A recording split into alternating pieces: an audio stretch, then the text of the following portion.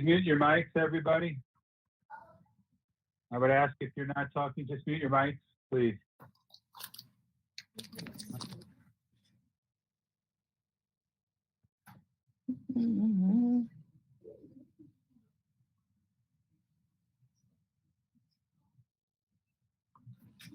What just happened? I just lost. All right, Mayor, let's start up the room. 1 second. This conference will now be recorded. All right, we are live. Oh, I just had my video up. Okay, there it is. Okay, there we go. We are ready to go. Okay, perfect. Thank you. Town of Pembroke Park, regular commission meeting, Wednesday, October 14, 2020 at 7:00 p.m. Virtual regular commission meeting, virtual instructions. Notice is hereby given that the Town Commission of the Town of Pembroke Park, Florida will hold a virtual regular commission meeting utilizing communications media technology in accordance with Governor Ron DeSantis Executive Order number 20-69 dated March 20th, 2020, pertaining to conducting local government meetings while under the public health emergency related to the spread of the coronavirus 19.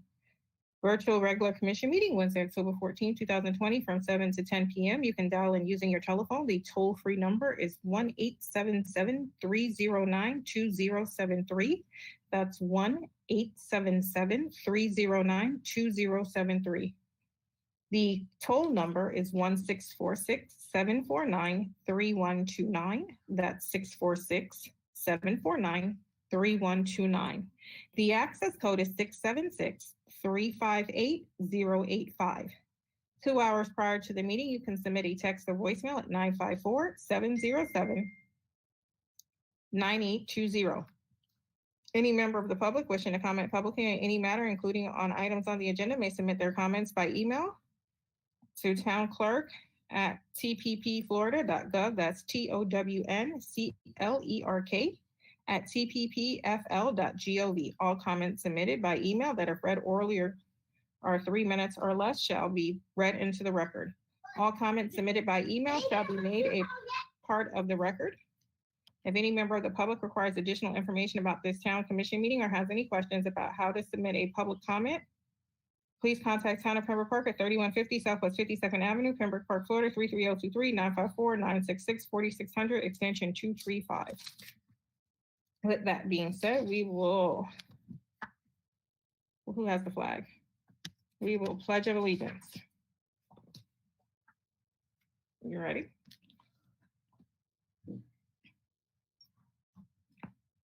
I pledge allegiance to the flag of the United States of America and to the republic for which it stands, one nation, under God, indivisible, with liberty and justice for all.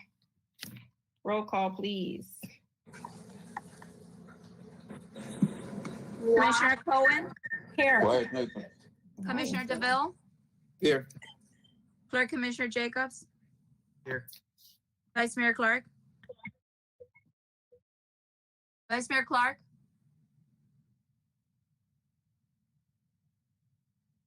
press the button. Here, Oh, here, very. okay, thank you. Mayor Mohammed,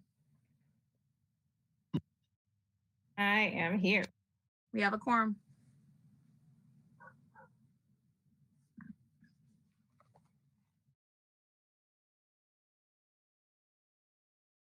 All right. Are there any additions, deletions, or withdrawals to the agenda? Yes, Mayor, we have a few. There was an addition to 8.7, which was a personal transaction form that was uploaded to the system. We also have a revised resolution for Tyler, which is agenda item 8.8. We also have combination of 8.3 and 813 and 814 to be combined together. That's the layout of properties and also the estimate for the furniture. In 7.8, which is the item being the health reimbursement account, the number needs to be changed to 19,140. That's because we've added the town attorney to that, to the health, with health insurance, and then we are removing 9.2. Madam Mayor, Yes. I'd like to add local foods, local places, 2021 application. It's a grant.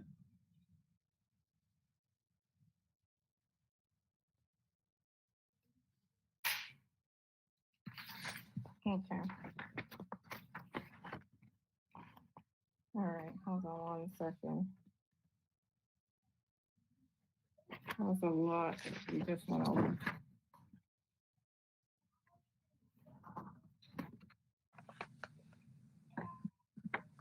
All right, so there was a update on 8.8. What did you say was combined? The furniture, 8.13 and what? Yes, 813 and 814, those are combined. Okay, All the updated, the new quote and the layout has been all uploaded to 814. okay. Okay, and then the personnel manual is being removed because Stacy?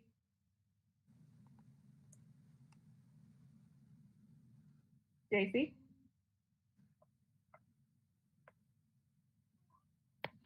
Okay, is there a reason that the personnel manual is being removed?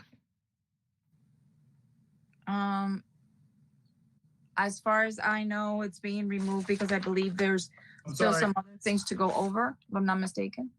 Sorry about that. I just wanted to give Sorry. the town attorney, our new town attorney, a chance to review it.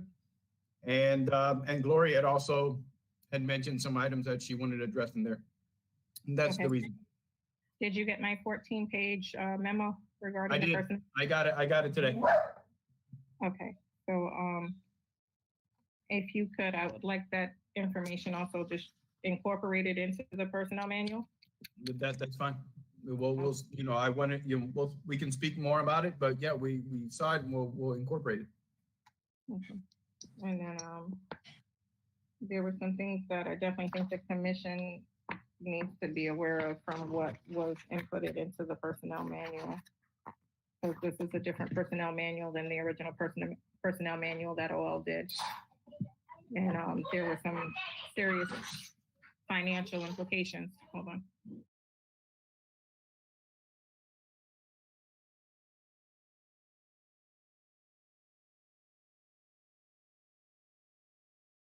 Okay.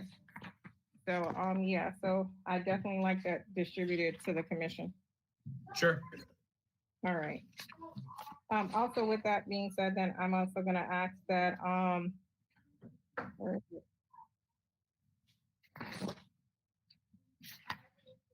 Where did it go? 11.2 be removed as well. I'm sorry, Mayor, what was the number? What was it? 11.2.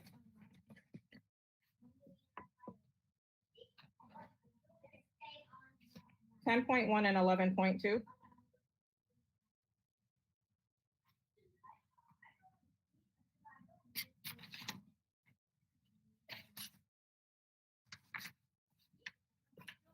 Okay. Why are we removing 10.1? Because I sent 3 documents over and all 3 documents were not merged into the actual resolution that was being written. So there are some discrepancies that were supposed to be worked out and they were not. They just took one of the 3 items and copied and pasted it, which is what I had been saying originally. So I have the emails reflecting that it was only 1 document that was being created instead of the 3 that were merged. Yeah, Madam Mayor, Yes, sir. you know, when you're done talking, we have a request from the lady that's on 8.11, a variance, if we could bring that up. So she has someplace else she has to go, that Okay. item.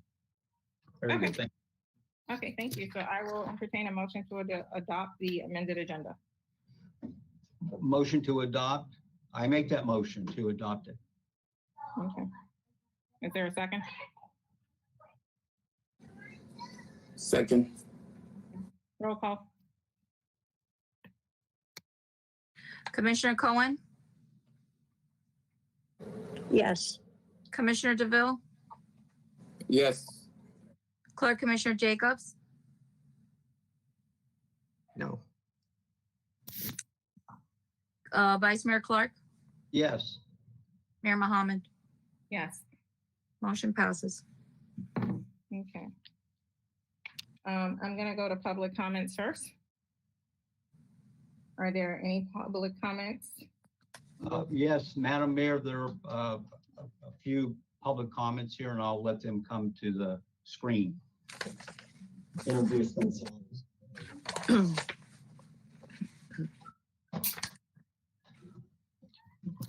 Good evening, Mayor, Commissioners, staff. Robert Janzer. Most of you know that I detest politics and I get absolutely no pleasure out of any of this.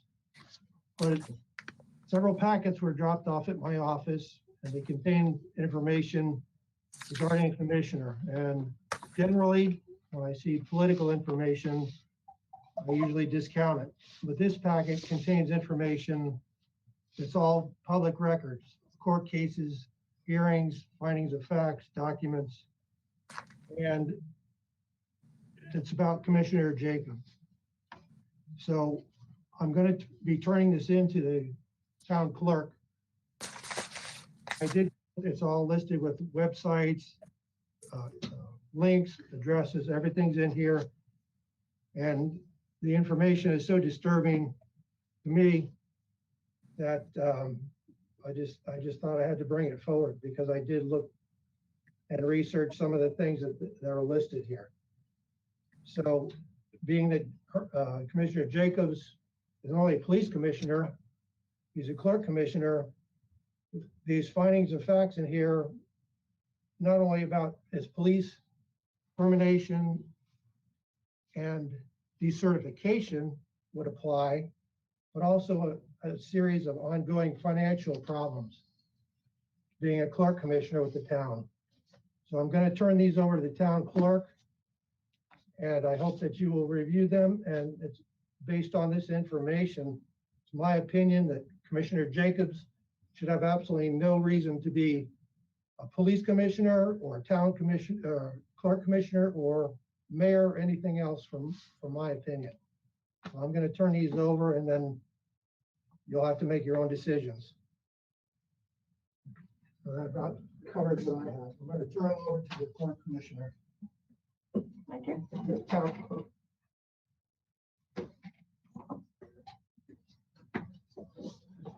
Hello, Ellen Roach from Dale Village. I would like to know that you guys in the past, before the new commissioners that were voted took place, you passed an ordinance saying that everybody had to go through background checkups. And I would like to know why the two commissioners have not gone through any background checkups at this time. I mean, what goes good for one employee should go through all employees. I don't care if you're a commissioner or not a commissioner. I think that it's only fair that they should have to also go through a background checkup. I mean, you guys are the ones that put this rule in place, and I think that you should be the ones that see it through. That's all I had to say at the moment. Thank you. You wanted to tell her. May I? Okay, go ahead, Gina. Well, I think that's a question for you, Mayor, and Howard. I mean, Okay. you are aware of everything, all of that. I was not aware of everything. Yes, you were aware of it. You brought him in. You and Howard both supported him. So, you know, what's going on right now, I think it's complete nonsense. Okay, so number one, I did not do a background check. I don't have access to do a background check. Natasha did a background check when people were appointed onto planning and zoning and code board. I am not aware if a background check was ever completed for planning and zoning. Well, again, Natasha didn't do her job, but Jacob did tell you, and everybody was aware of it, Mayor. Howard was aware of it, and so were you. I'm going to tell you what I was aware of, because you guys there are things that I was not aware of that are coming forward, coming to light. I was told that someone got a speeding ticket, someone gave somebody a speeding ticket, and because of that, them giving a Republican person a speeding ticket, the head of the Republican Party a speeding ticket, that they face repercussions because of giving a speeding ticket, and that they were blackballed from the industry because they gave the head of the Republican Party a speeding ticket. That was all I was told. I was not told anything else. I'm like, okay, well, that's understandable that, hey, you know, it was a political issue. You give somebody a ticket, that's what happens. That was the extent of the knowledge that I had regarding the background of a commissioner. That was it. I did not know anything else. Well, I guess you didn't do your job. I didn't do a background check. Gina, I never did a background check on you either. But you did know what was going on. And I'm going to say this for the record. Okay, I did tell Howard because it was brought to my attention and you did know, and the two of you did know, and you took him under your wing and you supported him. But now because he's not going your way, this is totally against him. Gina, I'm sorry. I'm going to tell you something. Number one, there's a difference between having knowledge and information being out there and not knowing about it, okay? I did not do a background check on anybody at all. That's first and foremost. So do not sit here and assume that everybody knew everything. If you tell me one thing, I'm gonna say, okay, well, you know what, stuff happens. You gave somebody a speeding ticket. That's fine. That is not the reason. I'm looking at the way our town is currently being run, how we are Okay, you sidetracking. just answered her question, Alan Roach. No, I'm gonna answer you. How things are being sidetracked, how things are being done, how people are making up stories and allegations and going after people and discrediting our town, how there's conversations going on about annexation behind our backs when we have fought so hard to make sure that our city stays Pembroke Park and West Park stays West Park, and you have people on this dais that are going around having side conversations with the other city to merge our city. Okay, so don't sit here and tell me that I know all of this and that all of this was going on and that I accepted and agreed to all of this. Everybody was aware of it, Mayor. I can only control my actions, Gina. And I only know what I know, and that's it. I don't know what else is out there. I did not do a background check. I am not law enforcement, okay? I do these things. Did you do any of these things? Did you know all of this stuff? Because everybody knew that he gave the head of the Republican Party. Our clerk's attention. Everybody knew it, okay? Really? So everybody knew about all of these other things that were going on. And I'm yelling too. Everyone knew about everything that was going on, Gina. You can't sit here and imply that knowledge onto people when people didn't know. Go ahead, Vice Mayor. Yeah, I just want to say that I thought it was political. And then some of this research and some of this other information that has just recently come out, it paints a different picture. And you have to take that into consideration. And that we went to breakfast with Jeffrey and his wife, and Ray was with me. Ray was not a commissioner at that time. And what we heard, or what I heard, was political. And so, you know, if it's political, I don't give it much credit. And that's what I can say. Okay, first and foremost, I need to speak here. I never went to a breakfast with you and Ray. I went to a breakfast with you and Dick Spock. Ray was never at a breakfast with me. And if you're going to get facts straight, you better get facts straight. And this was before I ran for office. This is when I tried to come in under the 60-day rule. Right. But when you speak facts, you better speak with facts and have backup to what you're saying. That Okay, goes for every single person sitting up here. I thought, because I will not hold back. okay, Will not hold back. I will correct that. I thought Ray, were you there that morning? Was Ray there, or it was Dick Spoth? Okay. So I thought it was Ray. Ray, were you there? You were there that morning, Ray. I can't remember which date you guys referring to, but we did meet up at IHOP for breakfast.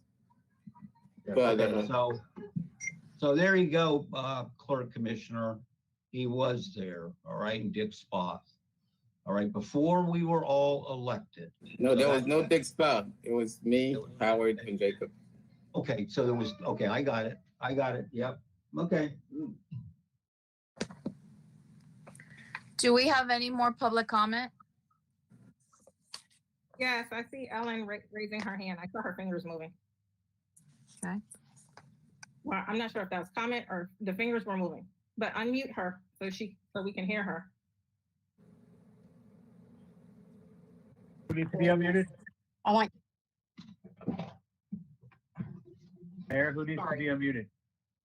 It was Vice Mayor needed to be unmuted. I'm Okay. muted. Can you hear me? Can you hear me now? Yes, we Yes, can hear. we can. Okay, since it's my question with the background check, I would like to make a suggestion that it's done now. Why wait? I mean, instead of going backwards, let's push this forward a little bit. I would like a background checkup on both of them to clear my own conscience. I mean, you may not agree with me, but I'm sorry. You don't get grandfathered in after the Yes, Ray and Gina. Ray Okay. first, Gina. All right, I think me and Jacobs, Commissioner Jacobs, we're already in. It's not our fault that they did not do a background check before we got in. We don't know what their policies are, what their procedures were on that. But we're in already. I think what you guys have to look at is, have we been making the best decision for the town?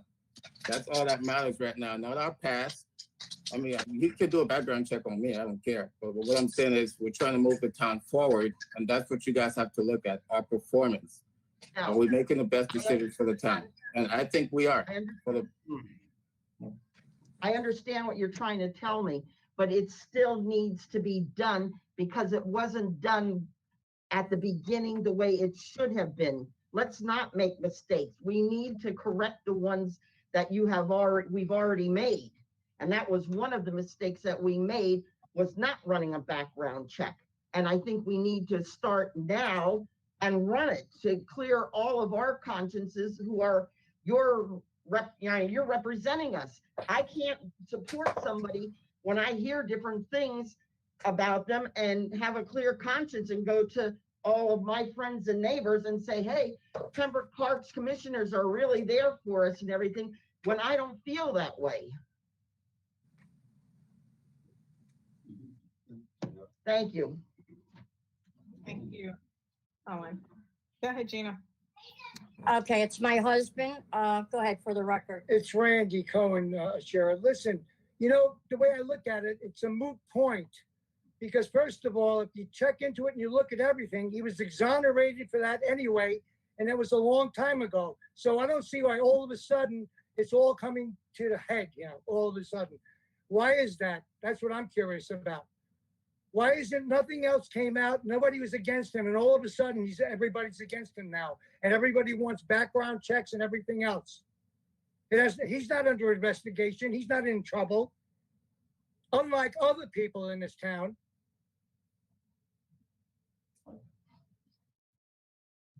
Okay.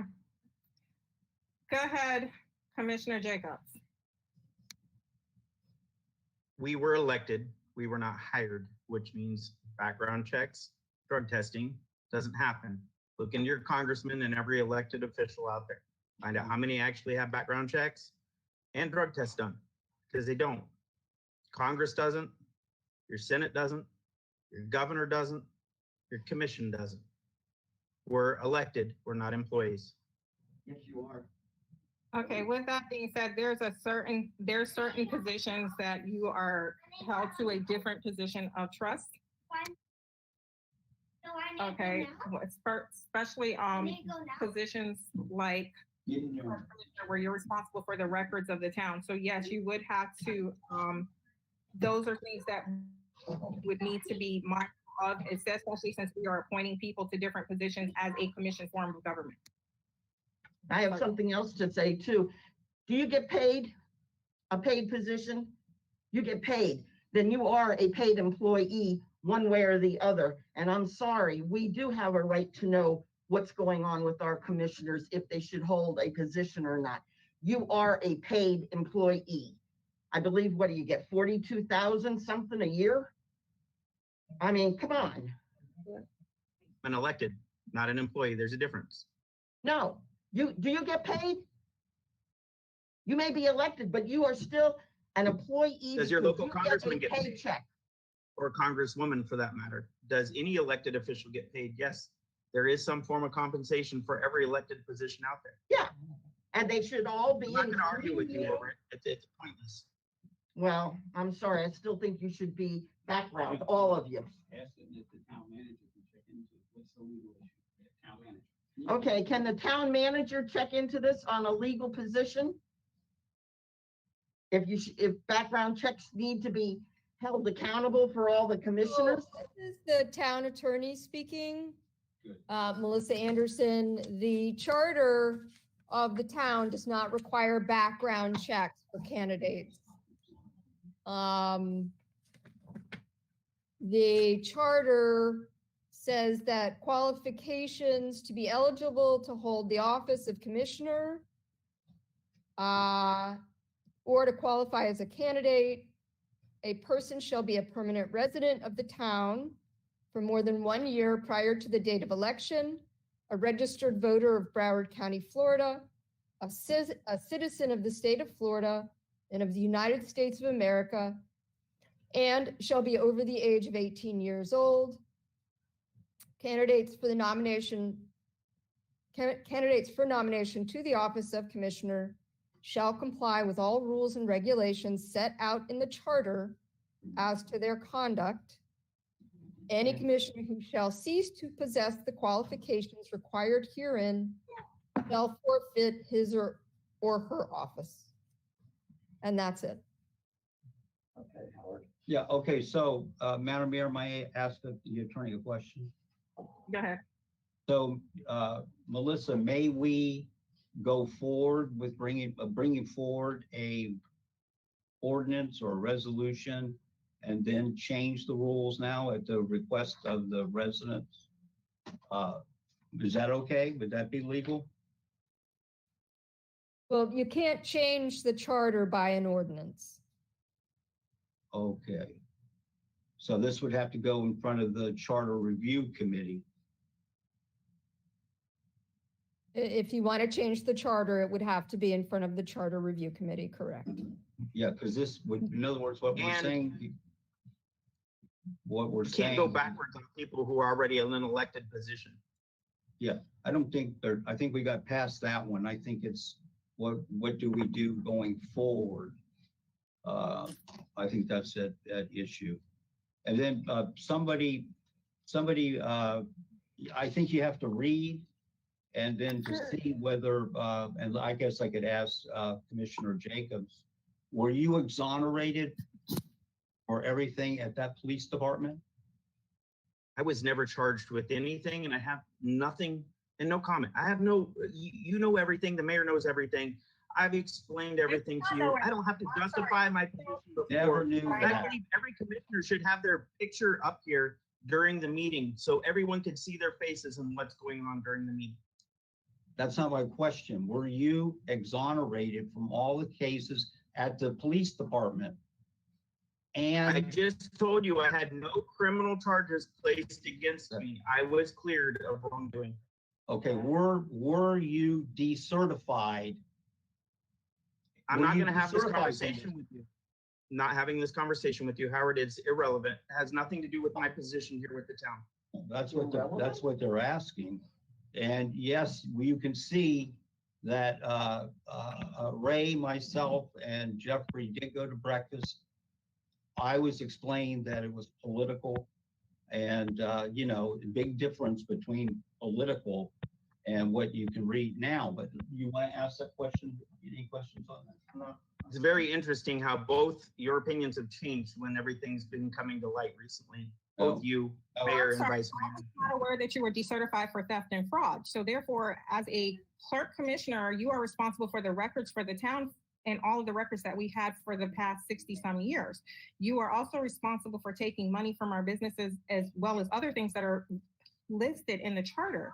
So therefore, that would call into question you holding the position of clerk commissioner when you are held to a higher standard of being responsible for records and things of that nature. So when there is a question of theft and fraud, that does bring, the residents have every right to question and bring to light what's going on. In addition to being a certified police officer, decertified police officer, it means that you can no longer hold the office of police So therefore, how are you responsible for starting the police department for the town of Pembroke Park when you've been decertified by the Arizona Police Department to say that you can no longer be in a position of public safety officer? And now you're the head of the town's public. Mayor, the same question goes to you, overseeing admin, finance, and legal. Mayor, same question goes to you, overseeing admin, finance, and legal. Responsibility is admin. My responsibility is admin. My responsibility is not legal. I owe no legal obligation to be legal for the town. I am not the town attorney. We have a town attorney that makes almost close to $200,000 a year. I make the same as you. You're being violated as an attorney currently as we speak. You know, the OIG report just came out about everything. Please, let's clarify that. Did I practice law? Are you a client of mine? Have you ever been? Are there residents that have been clients of mine? So please Not tell my me place to what say I've anything. done as a lawyer to my clients. Mayor, are we still under public comment? We are. And Okay. there's still more public comments. We have what? We'll have more public. Okay, go ahead. Okay, so, okay, there we go.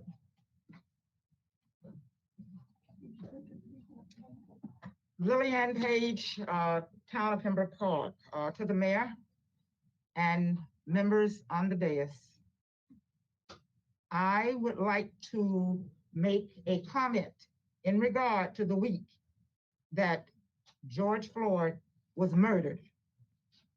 A vendor happened to come by when they were distributing food at the food giveaway. And he asked us to speak with the mayor. He also asked me if I would make an announcement to the volunteers because no one ever do anything for the volunteers. And he said, tomorrow is not promised to we Black guys because you see what just happened. Anything that you want, just come over to the truck and order it. I will make each person a special order. After getting off the mic, I walked over and Mr. Jacob attacked me verbally. All of the church people, volunteers there, they were in awe the way he cursed me out and told me I was born back in shit time. Black lives doesn't matter. He told me, oh, the police are not racist, but he shouldn't have moved. Okay, you're talking about the past, I'm talking about the present. Gina is hopping on, oh, a person's past doesn't matter. What about now? He attacked me. When I say attack, use the F word, MF word, everybody that heard it, and I have witnesses. I went to Howard and I went to Ray and I said, this is behavior unbecoming of a commissioner. Because there was no reason for this man to attack me. I only repeated what the vendor said. So was that any reason to attack me and call me out of my name? He apologized to Howard. Oh, he acted like a person that was on drugs or something. The way he went off on me. When I say he went off. And he know he went off. Like I say, I have witnesses. Anything you want to say, Gina?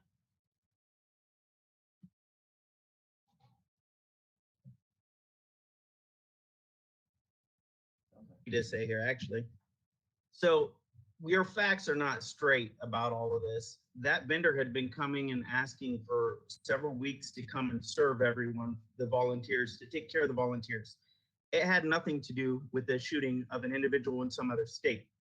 What happened was you came back over and you were yelling about how they're here serving all of us because cops are shooting Black men and white cops are shooting Black men. And that's what you were saying, and that's what you were preaching around to everybody. And you said it was intentional that white cops are killing Black men. And I disagree with you. I disagree with you because I have been in that position. I've been in law enforcement. You told me you were from a different time. You've been stopped by police and everything else. And you said many times over, you're different, you're different, you're different. No, and I told you I'm not different, okay? Our discussion was over that. That's what our discussion was about, because you're trying to lump every cop into a category of killing black men. And that's not it. The last thing an officer wants to do is take the life of another. That's really the last thing an officer wants to do. And I explained that to you. And yes, there were people around and they were upset the way you were acting. Okay. This discussion is irrelevant. Again, it should be known that you are also the mayor's mother, you know, and that you guys are all sitting here attacking me over and over again for everything. And Miss Page, we had a disagreement. They were there to serve all the volunteers for helping out with this food drive for 20 some weeks that we did that for. That's why they were there. They were not there over a shooting of someone in some other state, okay? I understand the tensions that are there and the issues that are there in race. I understand those very well, but that's not why they were there, and I corrected you on that. Jacob, how can you sit there? No, wait a minute. How can you sit there and lie? You honest to God, sit there and you are lying. That vendor had never been there before. He wanted to know who the mayor was. He asked the man from One second. Stop. Miss Page, stop for 1 moment. Let me Wait a second. Hold on. Floor. She has the floor. Stop for a moment. The floor. Hold When on. you talk, we let you I talk. need Joy, He our loves to assistant, to talk come on. over people, and I did not come back Joy, and say I need our anything assistant to come on here. As soon as I walked back to the table, you attacked me, and you told me, "Oh, you were going back there." Again, I need our assistant, Joy, to come on. You didn't say that. Okay, okay, hold on 1 second. We cannot go ahead and then take care of these minutes when I have people talking over each other. Please, public comment is designed for the person to speak, and it is not a debate back and forth. The resident is welcome to speak her 3 minutes, 5 minutes, 20 minutes, whatever the commission decides, but please allow the person to speak. And with all due respect, all commissioners, I would advise you to please go ahead, and it is not a request and answer situation. It is public comment. They make their statements. After public comment, if you wish to address something, you may. Normally, we recommend you don't, because it is public comment. Ms. Page, can you please continue? And thank you very much. Thank you. Okay, Jacob, why did you go to Howard after I went to Howard and Ray and say this was unbecoming of a mayor, of a commissioner? I'm not doing Your attitude, please let me talk. Let me talk. You're good for talking. You talked over me, then you yelled. You actually yelled. Everyone was in awe. And like I say, I have witnesses. I have witnesses. Okay? You are a liar. When you said that I came over to you and made that remark, I didn't make that remark. And like I said, the vendor was there for the first time. He wanted to know who the mayor was. He didn't even know who the mayor was. And the man on the gate from West Park called me over because I was babysitting. He called me over and said that this gentleman wanted to speak to the mayor. And that's when he asked me if I would make the statement. Okay? And yes, I said, you are racist. You said Black lives don't matter. Black lives do matter. Okay? And you cursed me out. You cursed. You went to Howard and you apologized to Howard. You never apologized to Ray. You never apologized to the mayor. You sit there and when you want to make your point, you lie. You lie, man. You lie.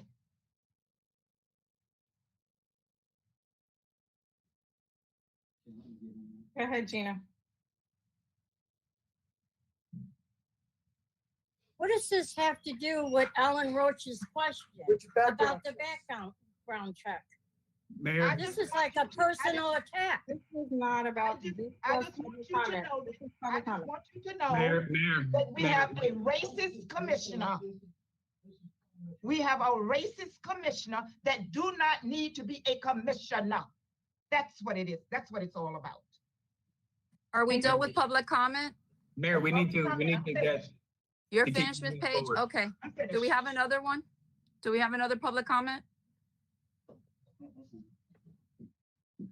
There's nobody there present to speak? No, there is nobody else. Okay, I have items that were submitted to the clerk's office, which I will read out loud. I have 3 letters that were submitted. The first letter states, Ms. Martell, I wish for my letter to be read aloud in the coming commission meeting on October 14th. I am a well-established resident within the town of Pembroke Park and have seen many questionable practices in the years I have been here. For quite some time, I have kept my mouth shut because I wish to remain on good terms with the officials of my town. And that is also why I write this to you anonymously. I would first like to address the issue of former Commissioner Emma Schultz. She, like many of the town's commissioners, ran for office unopposed. She wasn't the best choice for the position. She was the only one. I personally know many people who bid her good riddance when she chose to leave. She does not know and never did have any regard for the best interests of the residents of our community. With that in mind, I say shame on this commission for allowing her personal opinion to lead you to a vote regarding Commissioner Jacobs. We don't need to return to Bozoville because of one person's opinions, particularly hers. In regards to the current commissioners, it is my opinion that the mayor and vice mayor have long had their own agendas, doing bits of good here and there, but largely furthering the chaos that we desperately need to leave behind. Commissioners Cohen and DeVille are very different from each other, but both ought to exhibit more confidence in themselves. I know Commissioner Cohen has fought town hall for years with no success. Commissioner DeVille may be new to this, but I believe he has good intentions in his heart. Finally, Commissioner Jacob is taking heat from every direction, it seems, yet he is the one that is pushing the town to improve. He is trying to clean up the old habits and rid corruption. Why are you fighting progress? He has initiated many positive changes and has sought to bring forward the most qualified candidates for open positions. I see these things as strength, and I view him as an outstanding gentleman with true concern for his neighbors, his co-workers, and every single citizen he encounters in this town, his home. Since the rest of the commission feels it necessary to bring Commissioner Jacobs' integrity into question because of a single citizen who spout off with nonsense and rumors, I feel it is absolutely necessary to voice my own concern and opinion at this time. I know I am not the only one who feels this way, and I pray I am not the only one to speak up. This is the second letter. I'm gonna drink some water, sorry.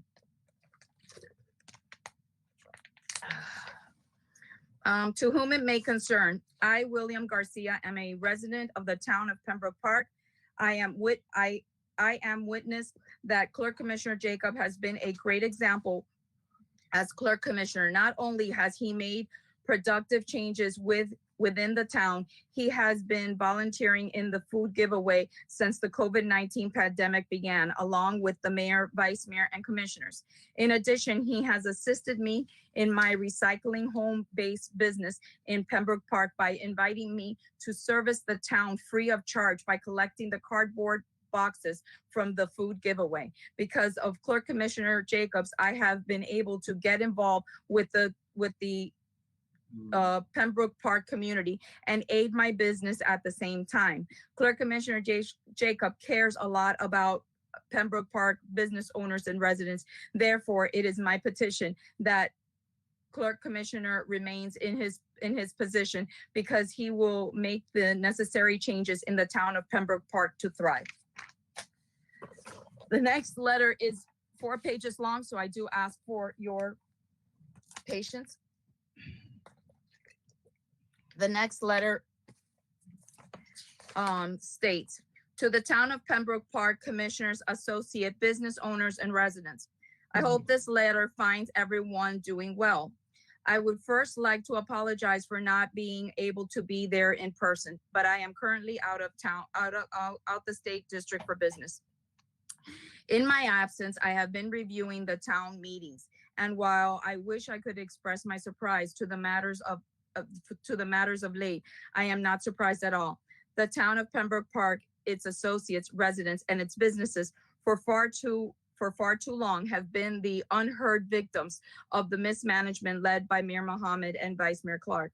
One would not have to delve too deeply to find proof of mismanagement of funds, violations of the Sunshine Law, discrimination, blatant abuse of power, and an immeasurable lack of respect for and the dishonesty to the constituents of this once thriving town. I can attest to these matters personally, as I reside in and ran a multi-million-dollar business in the town of Pembroke Park that housed over 600 residents for almost 19 years. I am very well known to the residents, business owners, town officials, and associates. I volunteered my time to the town's residents, helped to organize the toy drives, school supply drives, and anything else I could help with that took place in my district and others, and did so for 15 plus years. I have received letters of gratitude for my volunteer service from 3 different mayors, including Mayor Mohammed. But during a town meeting, I spoke up, and since my words were not in agreement to the mayor and vice mayor's agenda, I found myself no longer welcomed. So much so that even my volunteer time was turned away and denied.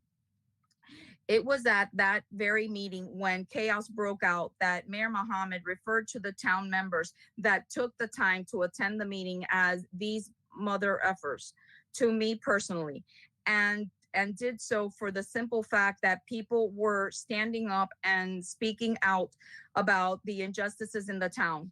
While I was shocked that she whispered this in my ear, I can't in all honesty state that I was surprised.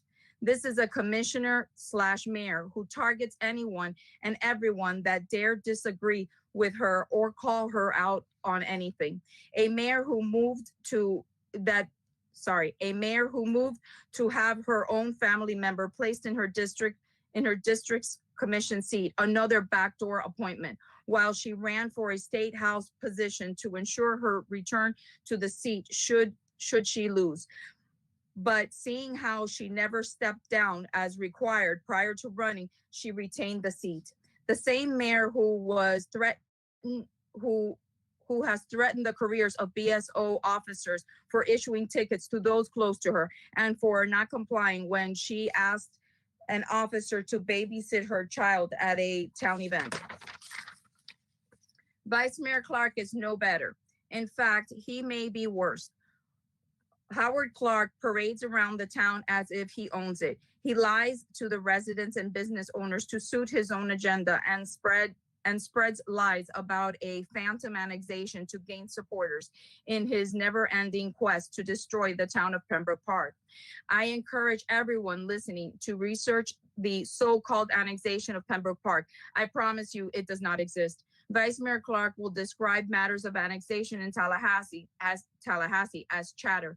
But the only annexation chatter is coming from Vice Mayor Clark and the lobbyists chosen to represent the town. I implore you to ask yourselves, if a surrounding city had an interest in land grabbing annexation, how hard do you think it would be for that to come to fruition, considering the blatant continued mismanagement of the town of Pembroke Park? Do you think Governor DeSantis would put his foot down declaring we need to save this town from annexation? Or do you think if asked to investigate, his response might result in being, we need to save the people of the town from its own commission? Vice Mayor Clark spreads these lies about annexation to get the residents in an uproar over tax hikes, knowing they will turn out to oppose the action. But what is really going on is Vice Mayor Clark spreads these falsehoods about annexation. So when it doesn't come to fruition, he deems himself the savior of the town, saving the town from a phantom annexation that was never even happening in the first place. Vice Mayor Clark also regularly utilizes town staff to chauffeur him around the town rather than perform the duties in which they are paid. Please do your research. In doing so, you will come to know the truth and you will come to see Vice Mayor Clark for who he truly is. At the last meeting, Vice Mayor Clark read aloud a letter from former Commissioner Emma Scholl regarding Commissioner Jacobs and her stance that Commissioner Jacobs should not be representing the town of his district and thus should be asked to step down. I would like to point out a few things regarding Commissioner Jacobs. Commissioner Jacobs was Mayor Mohammed's nomination for his district's commission seat. The allegation against Commissioner Jacobs were well known at the time of his running for his district commission seat. Newspaper articles were being well circulated at the time, and the allegations against Commissioner Jacobs were known by all, including Mayor Mohammed and Vice Mayor Clark. The knowledge of these allegations did not prompt Mayor Mohammed to withdraw her nomination, nor did it stop Vice Mayor Clark from getting behind him as a candidate either. Rather, Mayor Mohammed and Vice Mayor Clark sang Jeffrey Jacobs' praises and boasted of the good work they knew he was going to do for the town. And much to their surprise, that is exactly what happened. Commissioner Jacobs came into the office and started doing good work. He researched, dug deeper, and asked questions that needed to be asked. It is my opinion that Commissioner Jacobs was first viewed as a potential pocket vote, and knowing of the allegations against him in the past, that he could be swayed to vote on matters brought forth by the mayor and vice mayor because they had dirt on him. Dirt they are not above throwing around if and when it suits them. But Commissioner Jacobs was not easily swayed. His vote could not be counted upon for the agenda gain of others. Commissioner Jacobs did not close a blind eye to the corruption going on in the town. He has been fighting for and will continue to fight for the town, its residents, and its businesses. I will be the first one to admit that I was not in support of Commissioner Jacobs when running for and even during the start of his term, simply because of whom nominated him. It has been my experience that corruption breeds corruption. But Commissioner Jacobs has proven to me, and it should be evident to all, that this man is working endlessly for the good of the town. It is because Commissioner Jacob is doing good work that past allegations about him are being distributed throughout the town now. Now ask yourself, who do you think funded the making of copies and postage to mail out these unsubstantiated allegations regarding Commissioner Jacobs? The even more important questions are, who would benefit from Commissioner Jacobs stepping down? The answer is those who are exposed and who has exposed and will continue to expose as abusing their positions. And the most important question of all is, who suffers if Commissioner Jacobs steps down from his position? The answer is everyone. Every town official, every associate, every resident, and every business owner. Commissioner Jacobs is exactly the kind of leader the town of Pembroke Park needs. He is working for the people and for the town, and his efforts should be applauded by all who truly care and want the town to thrive. Not only should Commissioner Jacobs maintain his current commission seat, but after the current corrupt mayor is required to step down, the only choice that makes sense to represent the town as its next mayor is Commissioner Jacobs. I would like to note that Mayor Mohammed and Vice Mayor Clark would have you believe that I am a bitter candidate that lost the election for District 4 commission seat, but that couldn't be further from the truth. While I am confident that I would have served the town to the best of my ability, Mayor Mohammed and Vice Mayor worked relentlessly to prevent my appointment because they knew I would not be a pocket vote. So rather than support the candidate with a history of involvement in the town and the state of the management of the town, they backed a candidate who to this day continues to admit that he is uninformed, a candidate whose seat vote could be had. They painted me a supporter of the phantom annexation and spread lies about me on both a personal and a professional level. And the true loss from the election was to my district and to the town. I still hold hope that Commissioner DeVille will step up and take a similar stance that Commissioner Jacob has, to be a voice and action of the people. Commissioner DeVille, I have said this to you before, and I want to go on record saying it again. You owe them nothing. You owe the town everything. I want what is best for the town. And in that, I want to see every seat filled by a person who puts the town first. It is time to end the vampiric behavior of Mayor Mohammed and Vice Mayor Clark. Their hold on this town is bound by lies and corruption. The people must be involved. Put an end to backdoor appointments. Every candidate should be voted in by the people. The town deserves better. Please, to everyone listening, if you really care about the town, get involved. In closing, I would like to state that while I am currently out of state, that my intent is to return to the town of Pembroke Park, and that my hope is to continue to see changes taking place that will benefit the town overall. Thank you for your time. Regard, Francine Sutherland. That is the last letter I have. Thank you very much.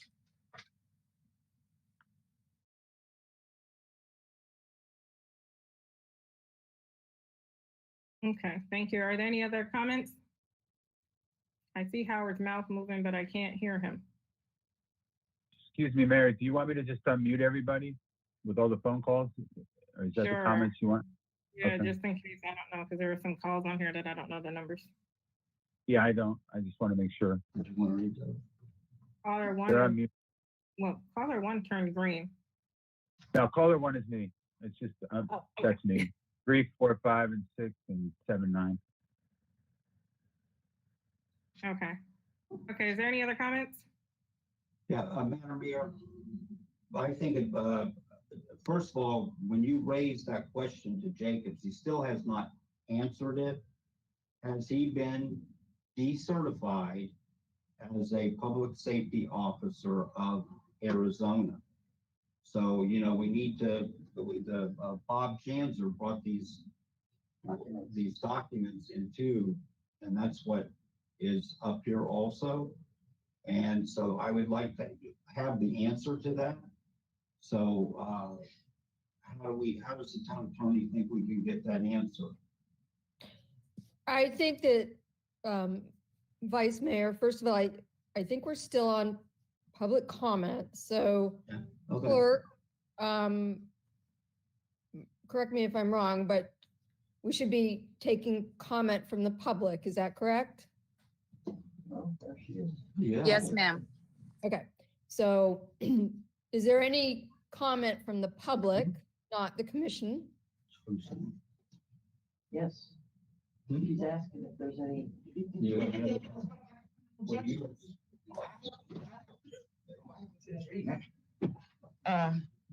Okay, since you do not want to,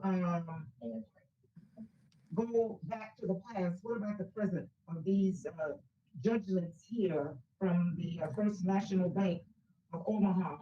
Okay, where- wait 1 second, Ms. Page. Are you making a comment? Are you providing, because this is not supposed to be an interaction back and forth. You provide your information, you read it, and we continue to go on.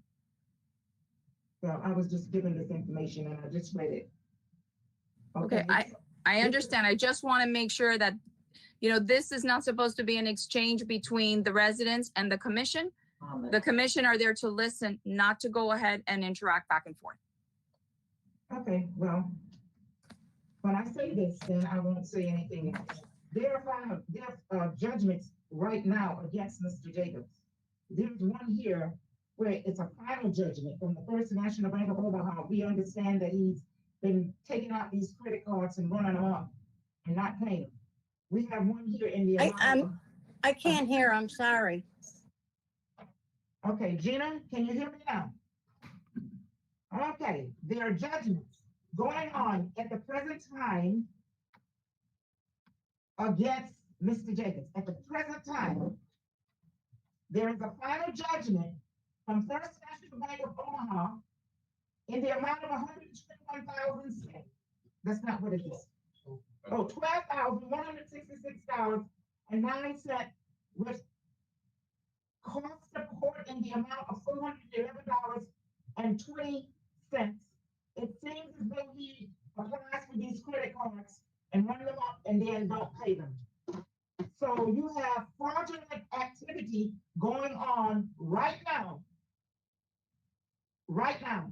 And another thing, you say about running background checks. When I was on the, what was I? I was, no, I wasn't a commissioner.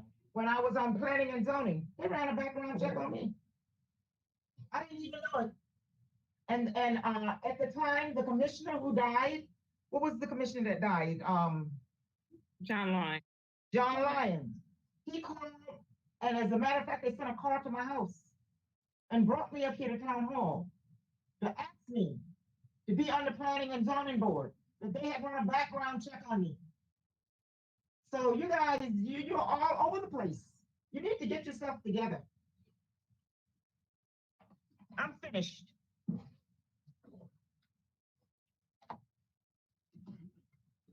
Are we done with public comments?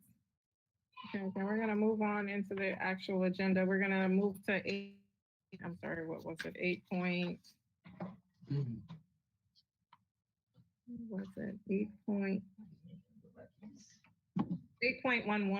8.11, public storage sign variance. He's not even on. She hung up? Not on. I don't know, he's not there, he's not there. Mayor, did you guys approve the consent agenda yet? Yeah, we approved the consent agenda already. No. No. Oh. We didn't approve the consent agenda. They said that the lady wanted to get off the sign variance for 8.11. Okay, So that's why I went straight to her, so that, because we've already been on for an hour. understood. I don't know if she's still here or not, though. Is, Mute. Here, hold on. okay. If Everybody's on- everyone could please mute yourselves.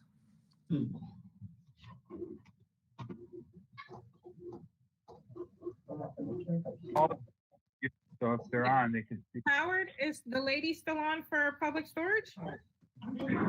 Yes, I'm here. Oh, okay, caller 3, okay. Okay, so we have a sign variance. Yes. Who wants to handle that, Howard or Miriam? Miriam, If I could just have the caller go ahead and state her name for the record, please. My name is Jennifer Ronneberger, and I'm with Interstate Sign Crafters. Thank you very much. Okay.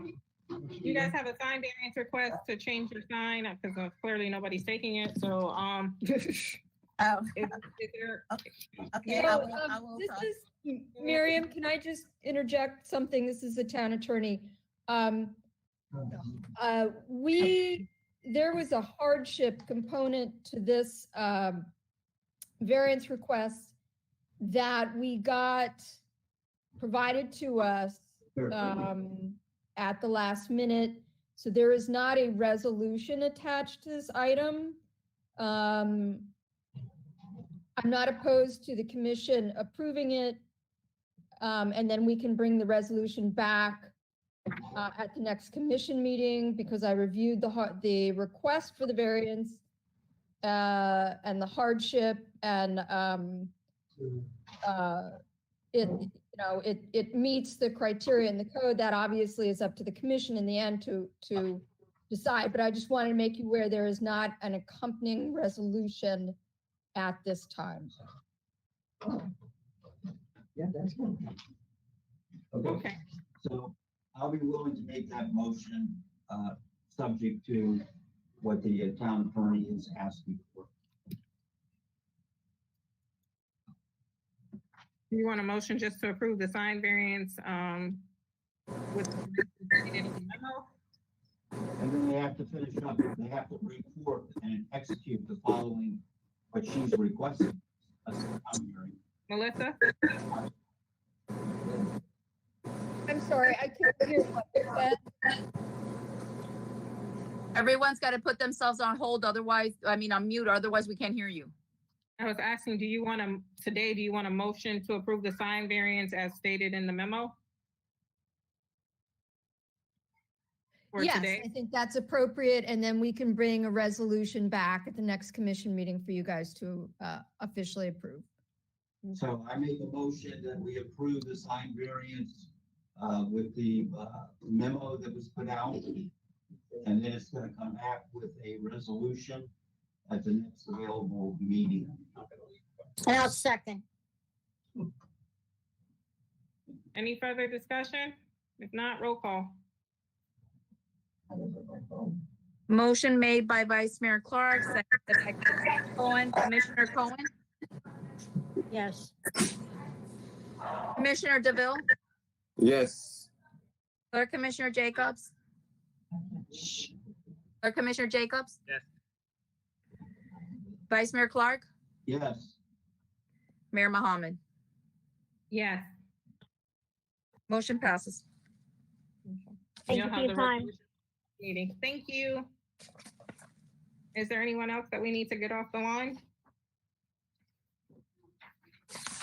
No, Mayor. Okay.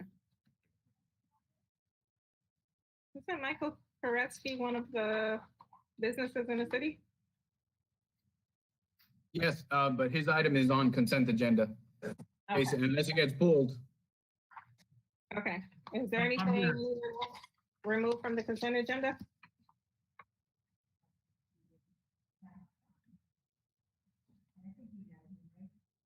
Nope.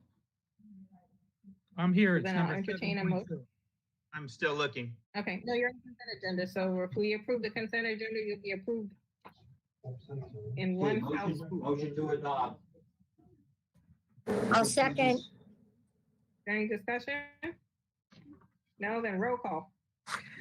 Motion made by Vice Mayor Clark, seconded by Commissioner Cohen. Commissioner Cohen, Yes. Commissioner DeVille, Yes. Clerk Commissioner Jacobs, Yes. Vice Mayor Clark, Yes. Mayor Mohammed. Yes. Consent agenda approved.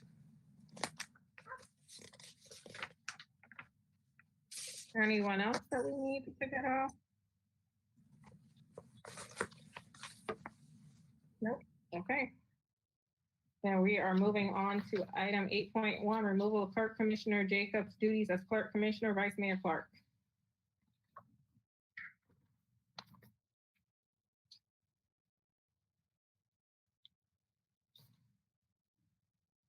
Unmute, Vice Mayor. Okay, this is on the agenda at the request of a resident, and it's before the commission. Item number, please. Yeah, item number. 8.1. Okay, so is there a resolution prepared? Yes. Okay, and so how do you want to do this? Read the resolution, and how do you want to do it?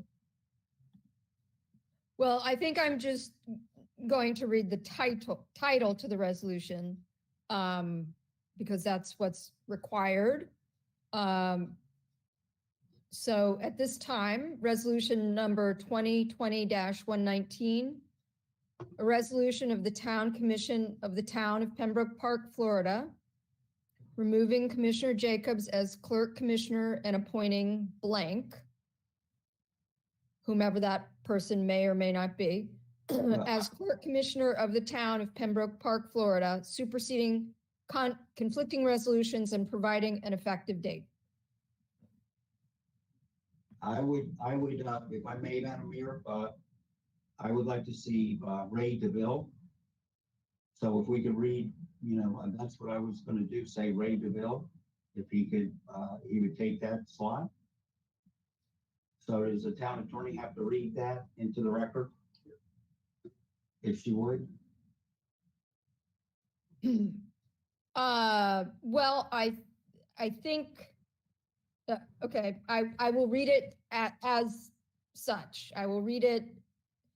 A resolution of the Town Commission of the Town of Pembroke Park, Florida, removing Commissioner Jacobs as Clerk Commissioner and appointing Commissioner DeVille as Clerk Commissioner of the Town of Pembroke Park, Florida, superseding conflicting resolutions and providing an effective date. Motion to adopt. Second, Roll call. I have discussion. I have discussion too. Go ahead. Ray. All right, my comment is if Commissioner Jacobs wishes to step down, I have no problem. But to me, he's doing an excellent job as Clerk Commissioner. So I'm perfectly fine with him being the Clerk Commissioner.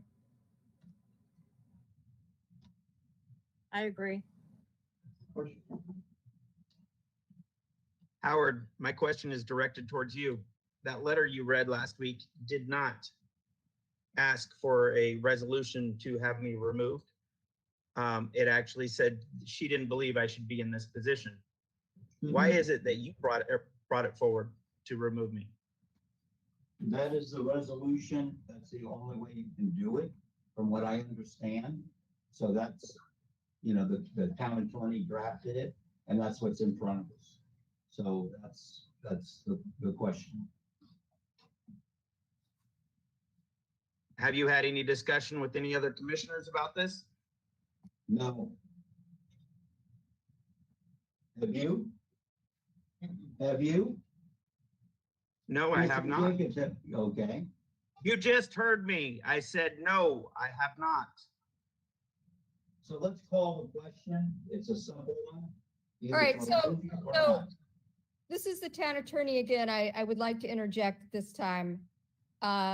I think that it's been brought to my attention that there may have been conversations on this item outside of the sunshine. I'm not saying whether that's so or not, but I think it's important as we move forward with this item that each commissioner affirm that their vote is based on the information presented to them today and the conversations taking place today. So please keep that in mind as you discuss and vote.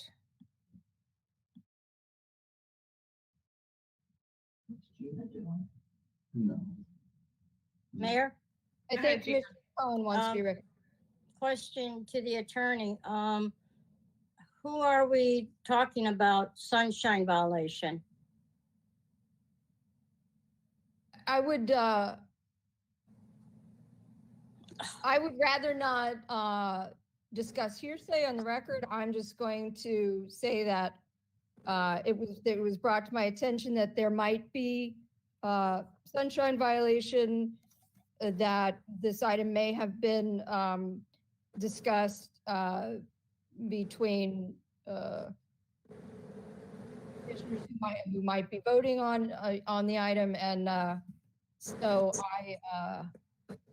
in order to make sure that this vote, whatever it is legal and in the sunshine, each of you, as you vote, need to affirm that you're basing your vote on conversations taking place today in the sunshine with information provided in the sunshine.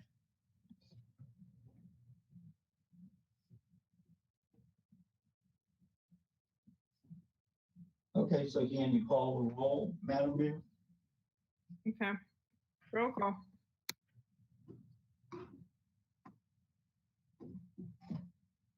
Motion made by Vice Mayor Clark, seconded by Commissioner DeVille.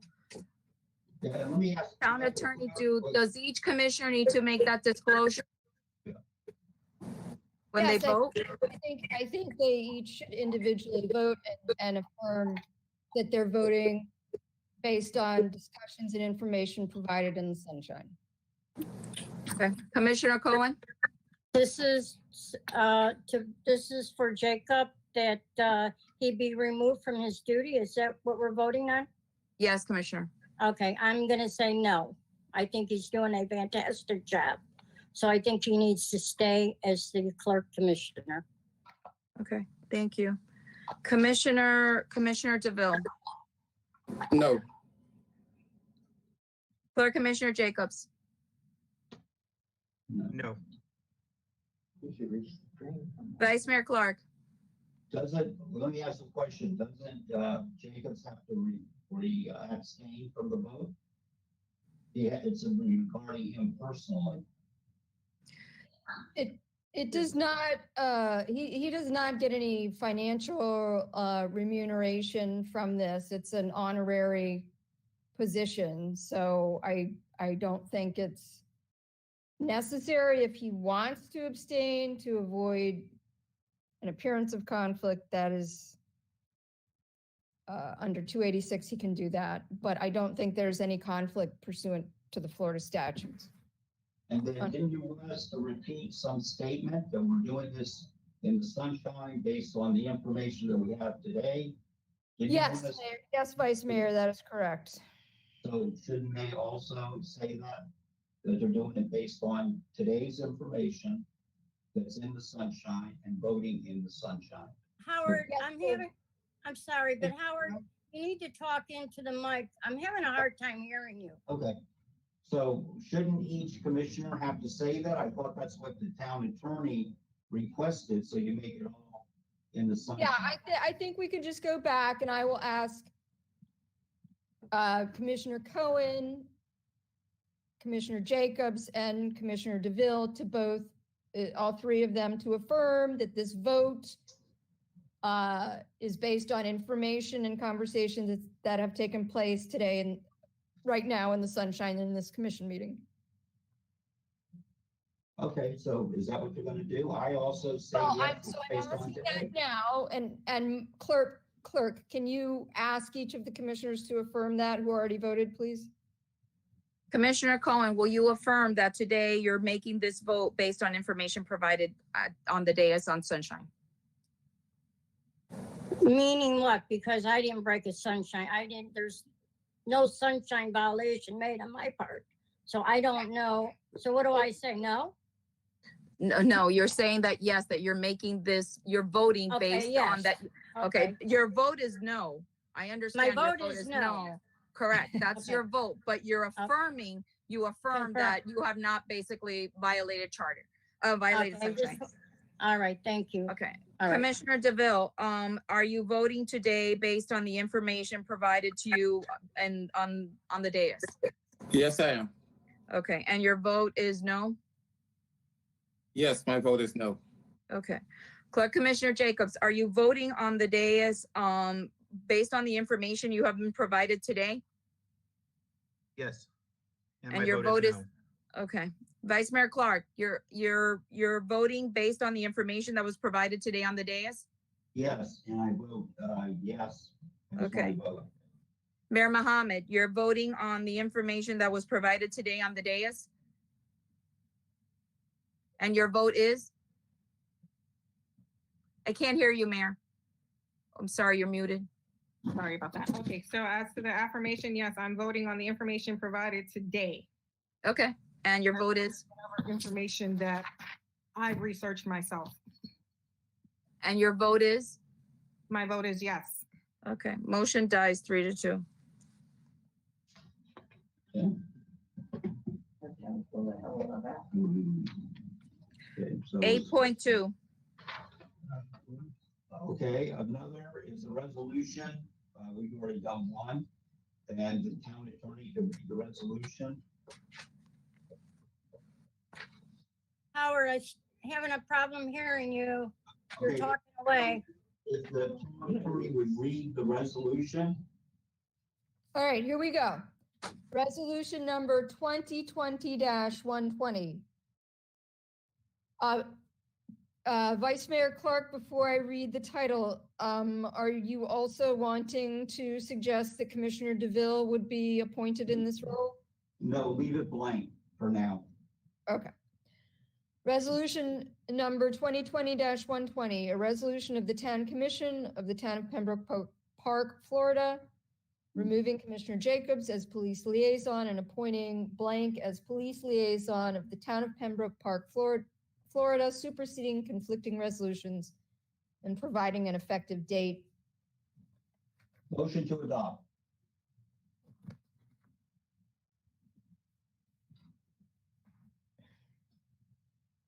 Okay, so I'll pass the gavel in second. So Gina, you have the gavel.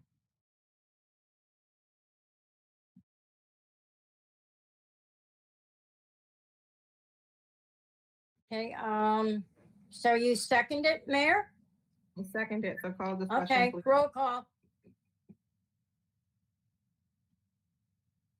And again, confirming that the vote is made on conversations taking place today in the sunshine. Okay, roll call. Motion was made by Vice Mayor Clark, seconded by Mayor Mohammed. Commissioner DeVille, your vote is based on what was provided to you today, Yes, it is. and your vote is? My vote is no. Clerk Commissioner Jacobs, your vote is based on what was said today, Yes. and your vote is? No. Vice Mayor Clark, your vote is based on what was said today, Yes. and your vote is? Yes. Mayor Mohammed, you're voting based on your vote that what was said today on the dais? My vote is based on the Arizona Police Department decertifying him as a police officer and having that information. That's what my vote is based on. I don't know if that's in the And your record or vote not, is but yes or that- no? My vote is yes to remove. Okay. Commissioner Cohen, your vote today is based on the information you were provided today on the dais, and I can't hear you, Commissioner Yes. Cohen? Okay, Yes. and your vote is? No. Motion dies 3-2. Pass the Are you gavel giving back to the mayor. gavel back to the mayor? Okay, Madam Mayor. Yes, sir. Okay, I have another issue. 8.3. It's no on 8, when what I was talking about, since we know there's gonna be a vacancy and there's not gonna be a mayor, I think we need to appoint a mayor. And, I would like to do that to serve next election. Also, if I may, the town attorney will have to help me with this. Howard, Can you hear me? I'm having a hard time hearing you. You need to Okay. speak in. Can you hear me, now? You have to be able to hear me. Where's Mark? It's on, the green light is lit. Vice Can Mayor, you we tell me- hear you. It's just that you are on the side of the camera. Okay. You gotta be in the middle a little bit better. Okay, there we go. Outside. Yes, so it's not picking up. Although we're Okay. seeing Miss Roach back there very well. Yes, Okay. we can There hear we you go. now, Howard. Can you hear me? Okay, good. Okay, Yes, sir. so, what I would like to do, since we're gonna have a vacancy of no mayor, I would like to bring up a motion that we appoint a mayor tonight and a vice mayor and a clerk commissioner. And so, I'll need a little help from the town attorney. I would like to make a motion, to appoint myself as mayor, Gina Cohen, Commissioner Cohen as vice mayor, and Ray DeVille as the clerk. So however we have to do that, we know there's going to be a vacancy and there's no sense arguing, we need to settle that. And so I make that motion. And then the town attorney's going to have to put it into a resolution. Or does she want to put it into a resolution now, Madam Mayor? You're muted. You're muted. No, I can't put it into a resolution right now. Okay. So then we can bring a resolution and then the town attorney will create the resolution necessary. See this? Vice Mayor, I need you to mute yourself. Okay, hold on. Thank you so much. Yes, I do think eventually, yes, you are going to need a resolution if you guys, If you want to discuss it tonight, that's certainly your prerogative. So I will leave it at that. Vice Mayor, I'm sorry, you need to unmute yourself, How's that? please. How's that? Yeah, yeah, that's Okay, I would like to make a motion as what I stated, and the town attorney to follow up with the resolution. So noted, Vice Mayor, I will. Okay, so I make that motion for the mayor, vice mayor, and clerk. J.C. Just to ask the attorney, this is, I mean, I'm a little lost because this is not an agenda item.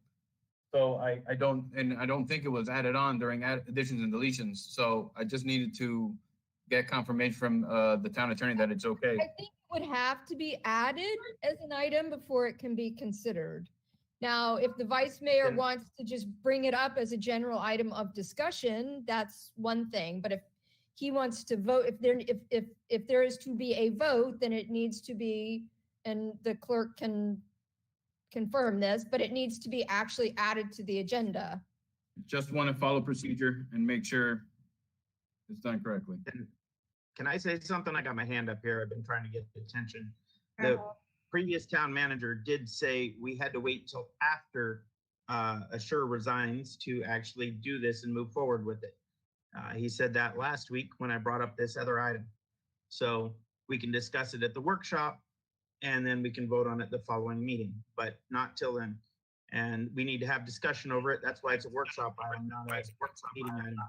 Okay, and that's okay with me. That's the. Okay, so I'm just gonna clarify for the record, just a clarification, which was that I was not able to participate in the selection of the new person for my seat. It did not state that I could not select or vote on who would be the current mayor when my seat is vacated. And I don't believe you guys are going to be waiting until March 6th to decide who a mayor is, because somebody's going to have to officiate the meetings between November 4th and March 9th or March 6th or whatever it is. Well, the attorney stated that we could not vote for new positions until after you had resigned from, you officially stepped down from your position. That's what his legal opinion was, either the last meeting or the meeting before.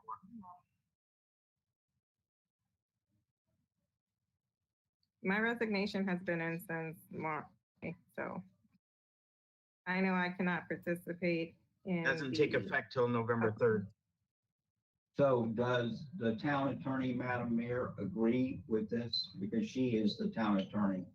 Again, it needs to be added as an item to the agenda if you're going to vote on it. I, not having had the opportunity to prepare for this, I'm looking in the charter now to see when the appointment of the mayor is supposed to happen. If the former town attorney opined that it had to happen after she vacated office, then I think we need that is the legal opinion that you are traveling under at this moment. Yeah, but what I believe, and somebody correct me, I believe that was to appoint a commissioner. That wasn't appointing a mayor, someone to fill the spot of the mayor when she resigns. We can easily take care of this by seeing if the commission is going to add it to the agenda first. If it's not going to be added to the agenda, then there will be no vote necessary. Okay, so I would like to add this item to the agenda. A motion for a non-agenda item. Do what? It would be a motion for a non-agenda item. Okay, so I make a motion to bring up a non-agenda item.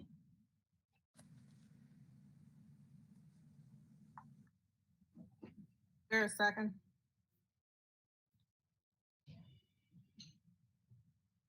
And I'll second it.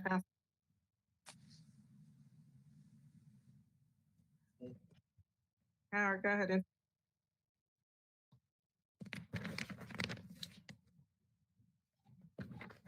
As discussion, I believe this needs brought up at the workshop for us all to sit down and have a discussion over it and a vote on the first voting meeting after the mayor resigns, as per the previous town attorney. picky. Listen, May I, Mayor? I agree. I think we should Okay, wait until. wait, hold on one second, everyone, hold on. We have a first and a second to add a non-agenda item. I don't have, let's get the vote to see if this item can even, we haven't agreed to add this to the agenda. So the motion is by Vice Mayor Clark, seconded by Mayor Mohammed, asking to add this item to the agenda to have a discussion on who to appoint as the mayor tonight. Commissioner Cohen, No, I think we should wait until the workshop. Commissioner DeVille, No, I agree. Clerk Commissioner Jacobs, No, I agree. Vice Mayor Clark, Yes. Mayor Mohammed, Yes. motion dies. 8.3, Redistribution of all commissioners' duties. I just want to make a motion to table this item to the next workshop.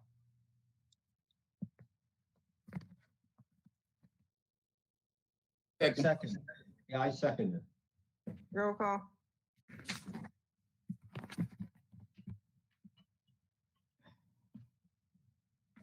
Motion made by Clerk Commissioner Jacobs to table this item to the following workshop, seconded by Commissioner DeVille. Commissioner Cohen, Yes. Commissioner DeVille, Yes. Clerk Commissioner Jacobs, Yes. Vice Mayor Clark, Yes. Mayor Mohammed. Yes. Motion passes. 8.3. 8.4. 8.4, special election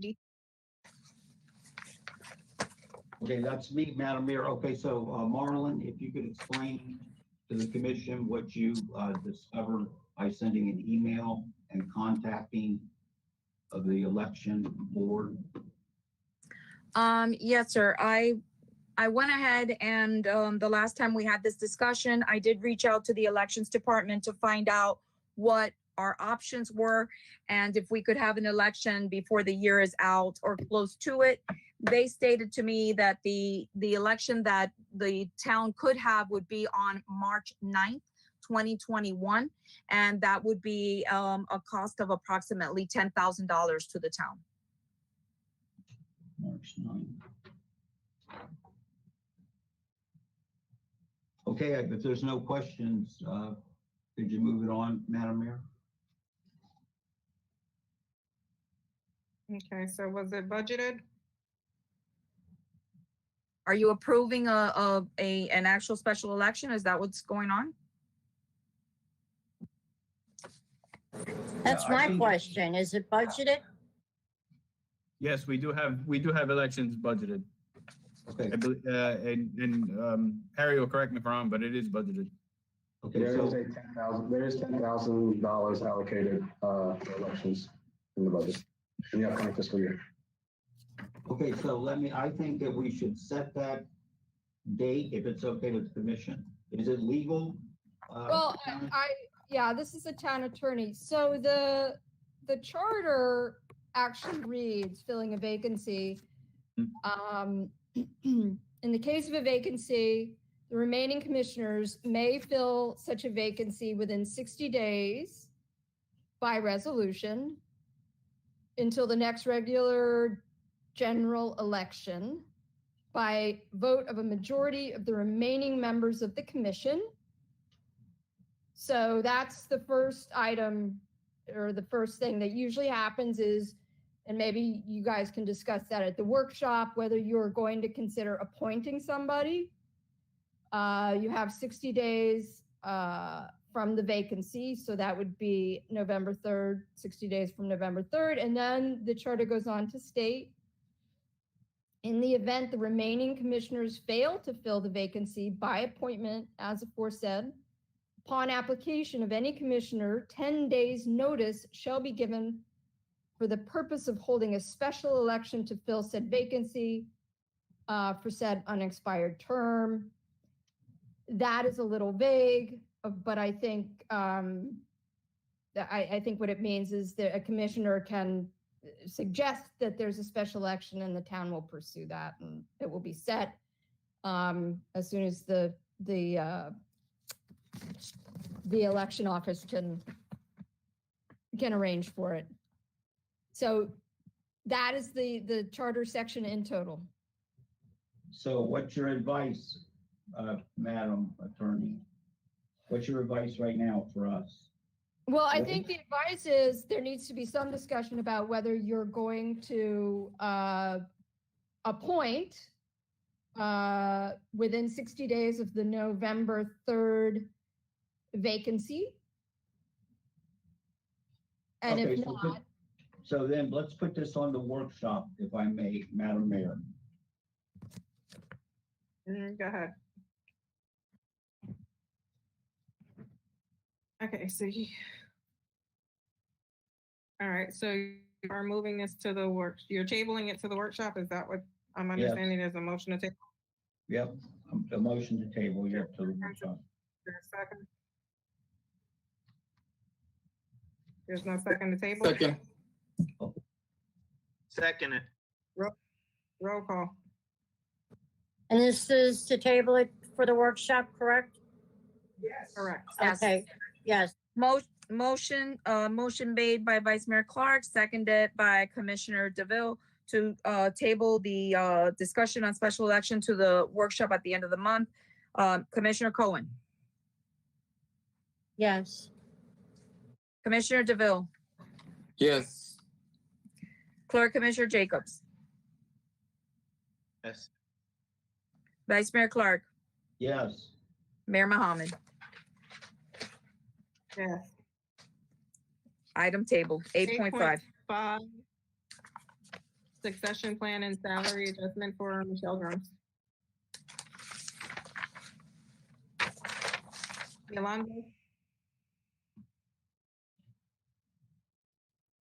Yolanda? Mayor, if I may, after the last workshop, Okay, yeah. there was some concerns about, or some questions about the amount that we had, and we met, Yolanda and I met with Michelle, and we did negotiate. We brought it down a little bit to the number you see before you. That is, I believe it's 83.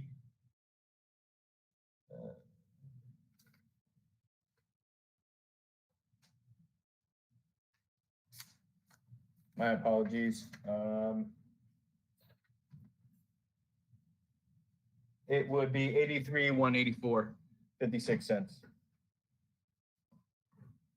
And I recommend approval of this. It provides for a smooth transition, recognizing somebody that's been in the town for over 25 years, and allow somebody to go out in a, in a positive note.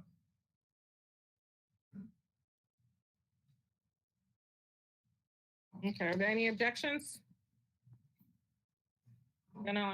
Is there a resolution or is it just a motion? I believe it's just a motion.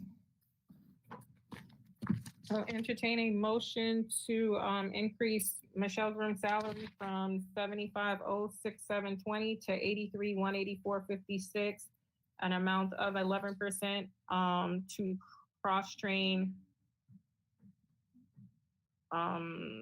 whoever's going to be taking over that position for the next 12 to 18 months. Is there a motion? Yeah. I got a motion to approve Michelle Groom's salary increase to, I believe, 83,184 and 56 to cents. 83,184 and 56 cents. Second. Okay, roll call. Motion made by Commissioner DeVille, seconded by Vice Mayor Clark. Commissioner Cohen, Yes. Commissioner DeVille, Yes. Clerk Commissioner Jacobs, No. Vice Mayor Clark, Yes. Mayor Mohammed. Yes. Motion passes. 8.6, resolution for interim public service director Miriam Jaquez and approval of salary increase. Yep, okay, Madam, if the town attorney could read the resolution. Resolution 2020-114, a resolution of the Town Commission of the Town of Pembroke Park, Florida, appointing Miriam Jacks as interim Public Services Director, providing for Public Services Director's compensation, superseding conflicting resolutions, and providing an effective date. Motion to adopt. Second. Any discussion? No, roll call. No, I do. Oh, okay, go ahead. I think Jacob had his hand up before me. My question is, why are these now two combined items? Because they were both separate items.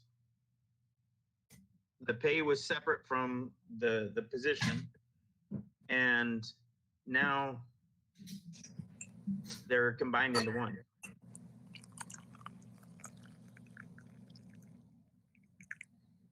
Anyone?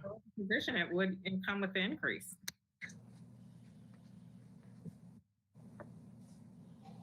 We have two separate items. There were two separate items. So one was about her pay, one was about her in the position. Now they're combined as one item when I believe they should still say two separate items. Well, normally when you get a position, when you get appointed or promoted, your pay changes with it together. Yeah, it's not uncommon that you have one resolution. In the resolution, you have the appointment, and then you have whatever you're going to pay that individual in that resolution.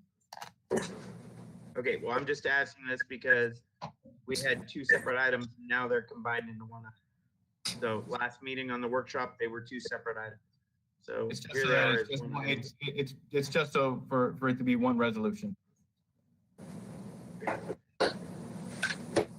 So I'm going to, again, say I disagree with Miriam being our interim public works director. I do not believe she's qualified for this position. I believe to hurt the town. I like Miriam, but I do not believe she's qualified. Did they leave, Roaches? No, they're still there. No, they left. Commissioner Cohen, you need to mute your mic.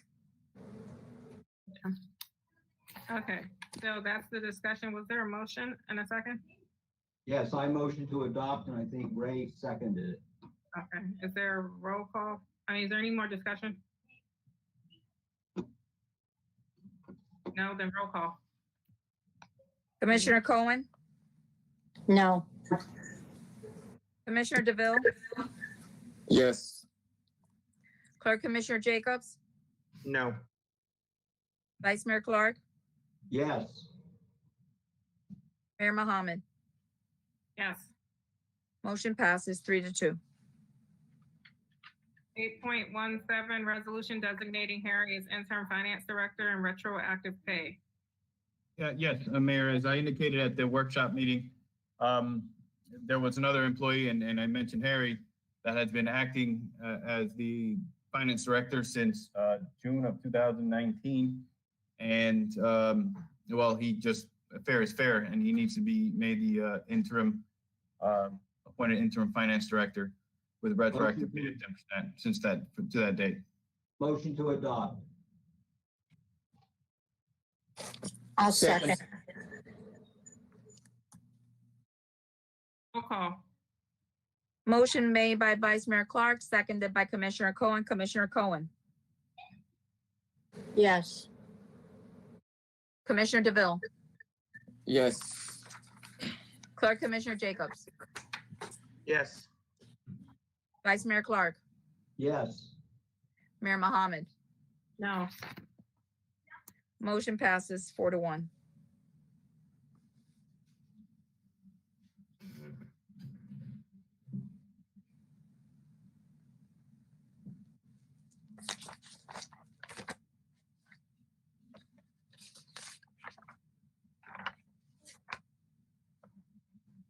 Right. 8.8, community development and finance software, IT administrator, Mark Kapula. Thank you, Madam Mayor, Commissioners. After working on software for a while, we have come to a decision on the financial software and the community development software. Basically, we have Duke Solutions for our government side, and we have Tyler Technologies for our finance side. We're all in agreement on everything that we're presenting to you today. We've vetted it through every department, and we feel this is the best solution for the town. And we'd ask you permission to approve it so we can move forward with implementation.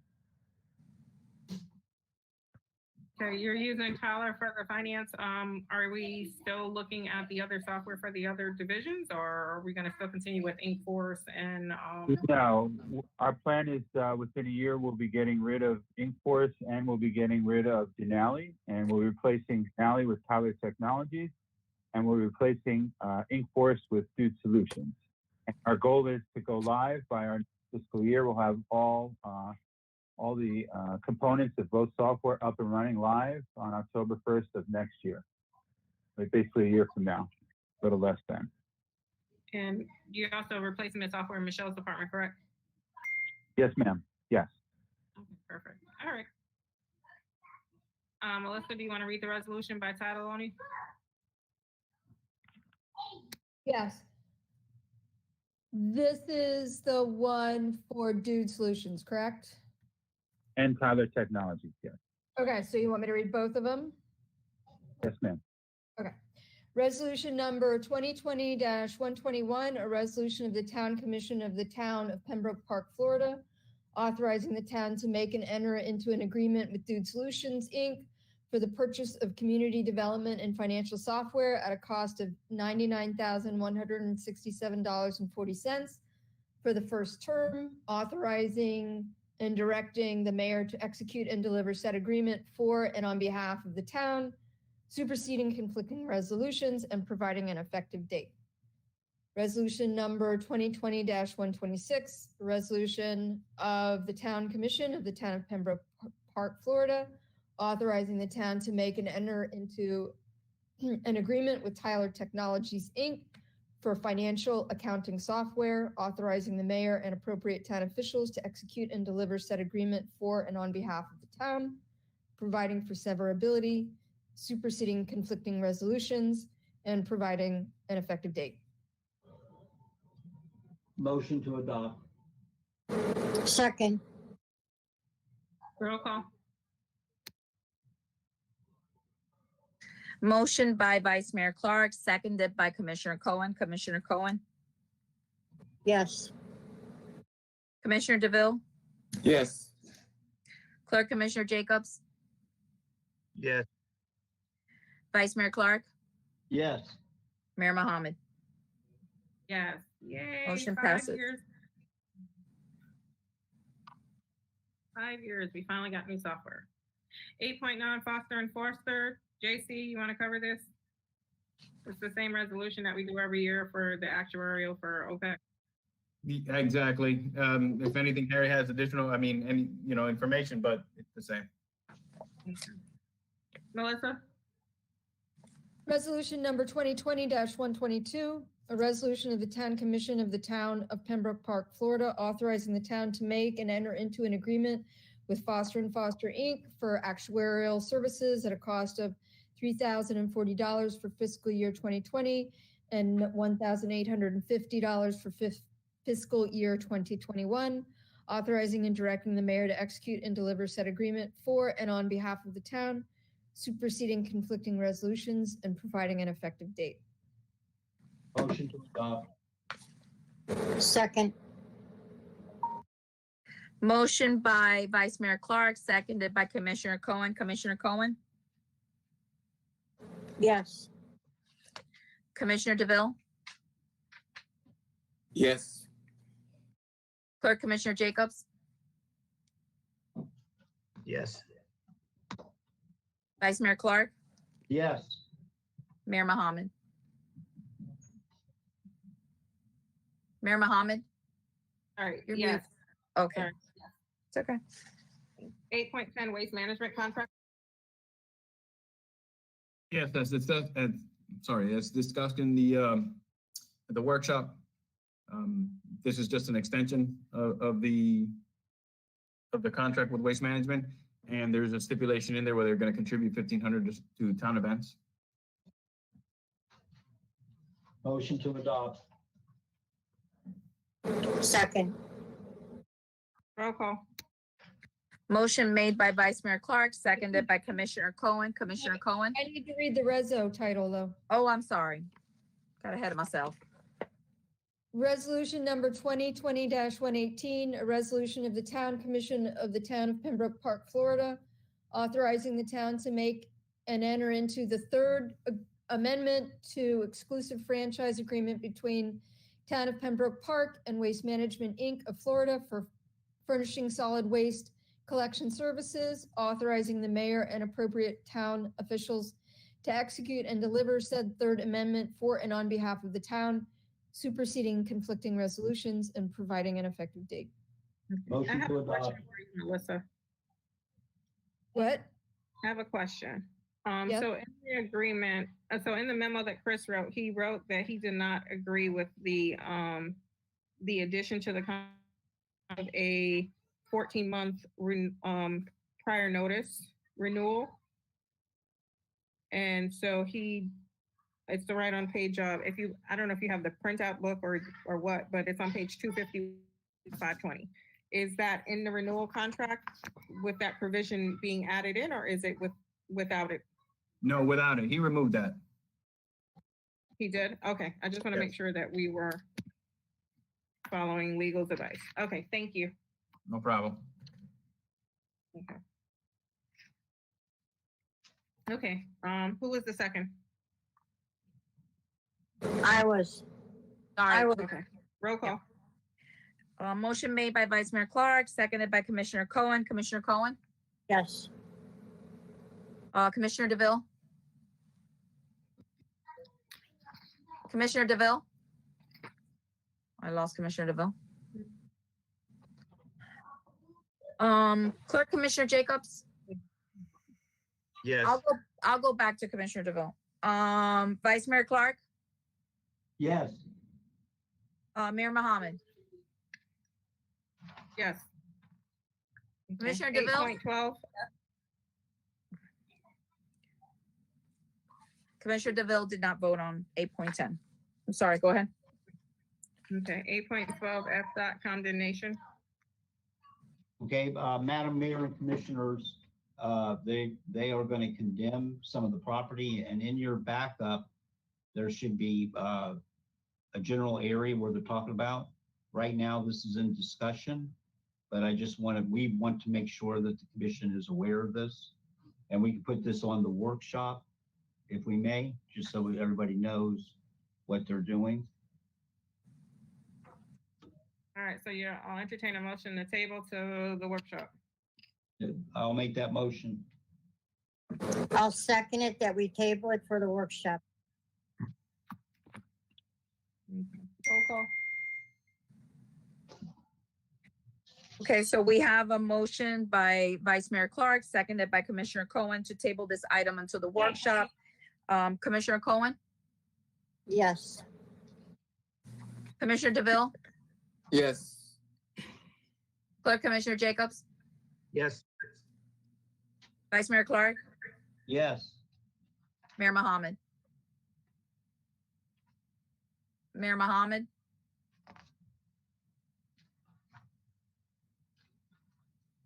Mayor Mohammed? Yes, did it go through? Can you hear me, Marlon? Yes, I can hear you now, ma'am. Yes. Yes. Okay. Just so Commissioner DeVille, just so you know, at the last vote, which was 8.10, which was the waste management, I didn't have you on the dais and I didn't hear your vote. So I went ahead and put you down as you did not vote. I'm just making you aware of that.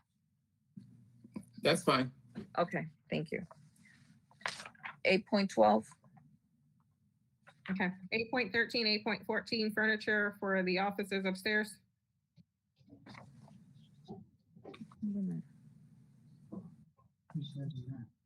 Okay, I don't know who's taking that one. That Yolanda has it right there. Yep. Wait a minute, wait, just 1 second, I'm sorry. 811 was forwarded to the workshop and 812 was also forwarded to the workshop, correct? Yes, 811, we did the vote for approving the sign variance, but the resolution isn't ready. Okay, And okay, the okay, resolution sorry. With the hardship waiver will be discussed at the workshop. Yeah, we did that at the beginning. Okay, sorry.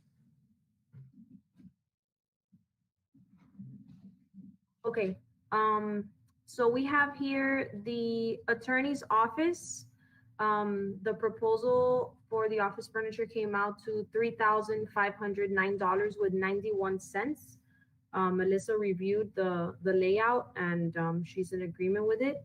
So that's the first item that we have, or the first office that I have on the proposal. The second proposal is the mayor's office. We have two layouts.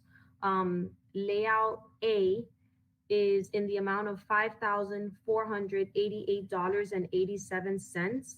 It's a pretty big office, so we had to kind of fill it with furniture. And then layout B is $4,848.89. Madam Mayor, I don't know which layout you ended up liking. Basically, the one that's more expensive is the one that includes the sofa in it. I'm sorry, I have not looked at these proposals, and I'm out of here November 3rd, so.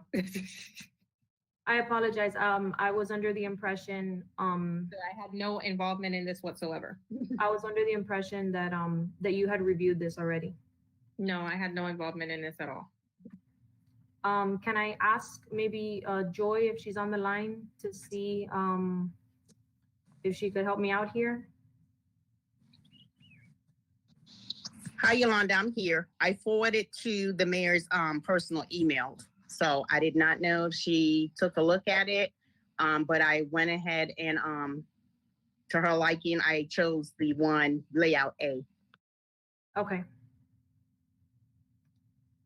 Well, seeing as how I will not be in the office before the furniture actually arrives, I think that should be something that the future commissioners should have that discussion.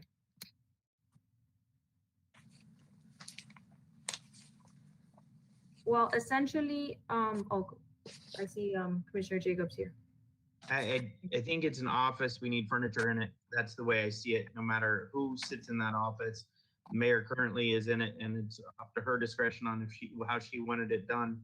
I'd say we go with the assistant's recommendation, as she's also the one that's in that office all day as well. I'll second that.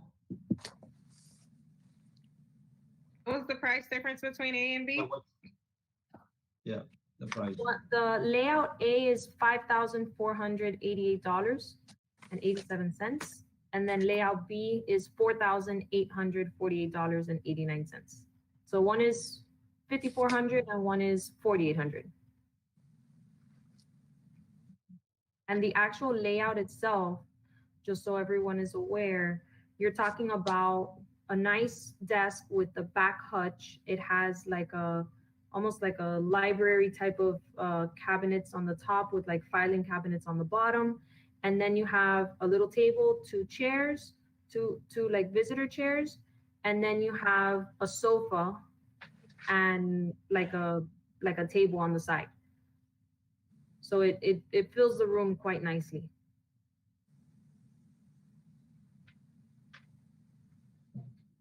Commissioners, that's on y'all. It's completely up to y'all. Vice Mayor, you're muted. We can't hear you. Vice Mayor, we can't hear you. Still can't hear you. Swear to God, can't hear you. Mark, can you unmute him? Okay, there. I got it now. I just clicked on it. Okay. So there's already a motion by Jacobs and a second by Clark. And I say we go with what we first did, right, Jeff? Okay. Clark. And the amount not to exceed, I think the only thing we want, Jeff, is the amount not to exceed whatever this amount is. Like 6,000? Is that okay with you, Jeff? That's fine with me. That's fine. I'm sorry to interrupt. This is Marlon. Yolanda, one quick question. The amounts that you provided, did that also include delivery and setup? Well, actually, I was gonna say that that's just including the town attorney's office and the mayor's office. There's a second office right outside the mayor's office, which is going to be where Joy is. And that's another proposal that I have here, which we have two options. We have option number one, which is $2,500, give or take, and option two, which is $3,100. And then the delivery and installation and any other like trash removal that needs to take place is $885. So whatever we decide to order, just keep in mind an additional $800, almost $900 for delivery and installation, but that's not each, that's for the three offices combined. Okay, Yolanda, when you actually, I can barely hear you, sir, sorry. Madam Mayor, may I? Go right ahead. I think you're asking for the total price. Yeah, the total price, and then I want to know where that, what is this, 3 rooms that we're doing or 2? 3. 3, where is the 3rd room? Because there's a room outside of the mayor's office, which is where the executive assistant would sit. So it's, Oh, I see, outside. I don't know, it's like within 2.5 that same- rooms, if you want to look at it that way. Okay, okay. And But it's if not- The layout, I I think, well, I was going to give you the total just to answer your question. If we go with layout A, that's 5,400. For Melissa's office, our town attorney, that's 3,500. And then let's say if Joy picks, instead of the 2,500, let's say the more expensive one, the 3,100. 3,100. So that's $12,000 plus $900 in delivery. So That's if you $12,000. wanted to say that everything should not exceed $13,000, that would be appropriate. Yeah, I have no problems with that. Jeff agrees. when it comes to Joy's office, I think the layout of layout B better suits that office. Knowing how that office is kind of laid out, it's designed better for an executive assistant, which is, that's the 316991, correct, Yolanda? The 3169. It's a pretty nice layout. Yeah, I think that layout's more suiting for that room. The thing is that the mayor's office and the executive assistant office are very, very large offices. So we're trying to fill the space as nicely as possible. Yeah, I'm okay with the not to exceed 13,000, is it? 13,000. And the same with me, Yolanda, and Commission, Madam Mayor. So okay with the 13. I'm gonna just say, for the mayor's office, we were going with, the secretary's office would layout B. The mayor's office was layout A. And the attorney's office, I'm not sure which one you were. Water furniture. So They're both the same amount, the so. attorney's office is both the same amount. They're different layouts, but because they just do different, like, designs for us to be Okay, able to so it's the visualize same- this, but it's the same price. Same price for both, okay, okay. And then the attorney's office layout. So is the motion made by Clerk Commissioner Jacobs, seconded by Vice Mayor Clark for 13, not to exceed 13,000? Wait, Jason's got his hand hold up. on. Let me just add something here. Did we get, Yolanda, and I hate to put you on the spot here, but did we get other bids on this? Because when the town attorney came in and then we added Joy's and then the mayor's, I just wanted to see, did we get 2 other bids? No, that's a really good question. So when we had looked at your office furniture, Mr. Manager, we had looked at like 3 or 4 bids, and then the office furniture warehouse of the 3 was the best proposal. So we went directly to them because they seem to have really good pricing in comparison to the other office furniture places that we looked at. And So I know that furniture matches the one that was purchased for my office. Right, so this is at that time. essentially your office furniture. The only thing is for the mayor's office, it's the same like make and model let's say the only difference for the mayor's office is that we went a little bit fancier and added a glass to it. But it is your same office furniture, the same chairs, the same sofa. I mean, it's the same, like, I don't know, I guess, yeah, the same make and model. Okay, so I just want to make sure, since our procurement ordinance requires, and this is where it gets really tricky, our procurement ordinance, our policy requires anything above 10,000, I think it's 10,000, or actually above 5 for multiple bids. It doesn't have to come to the commission, it has to be multiple bids. I want to make sure that if the commission wants to proceed with this, that they make a motion that they waive, the procurement or whatever they have to waive their procurement in order to make this purchase. Okay, Madam Mayor. Go ahead, Howard. Okay, so the JC, I think we better get an opinion from the attorney. Yeah, and she's on the line there. Okay, so let's get, and then we can do whatever she tells us to do. I agree with JC. Can I just add, I think we just need to make sure we follow procurement on it and have 3 quotes, bring it forward at the next workshop. That way we're all in compliance with this and it's followed under procurement. So as you know, for 2 other companies, so that way we have 3 bids. And I believe we have to have 3 bids over the dollar amount. So correct. And where you run into the risk there is that maybe it's not the same furniture or whatever, so it may be different looks. But I mean, you do have the option where you can, and I believe the town attorney confirmed that you can waive your procurement ordinances in order to achieve your desired goal at that point, if that's what you want.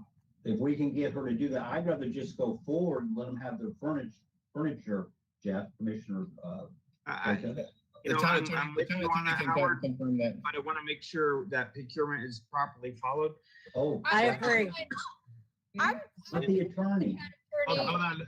Okay. I'm the one who's going to be most impacted because the mayor is going to be gone November 3rd, and the other offices for me.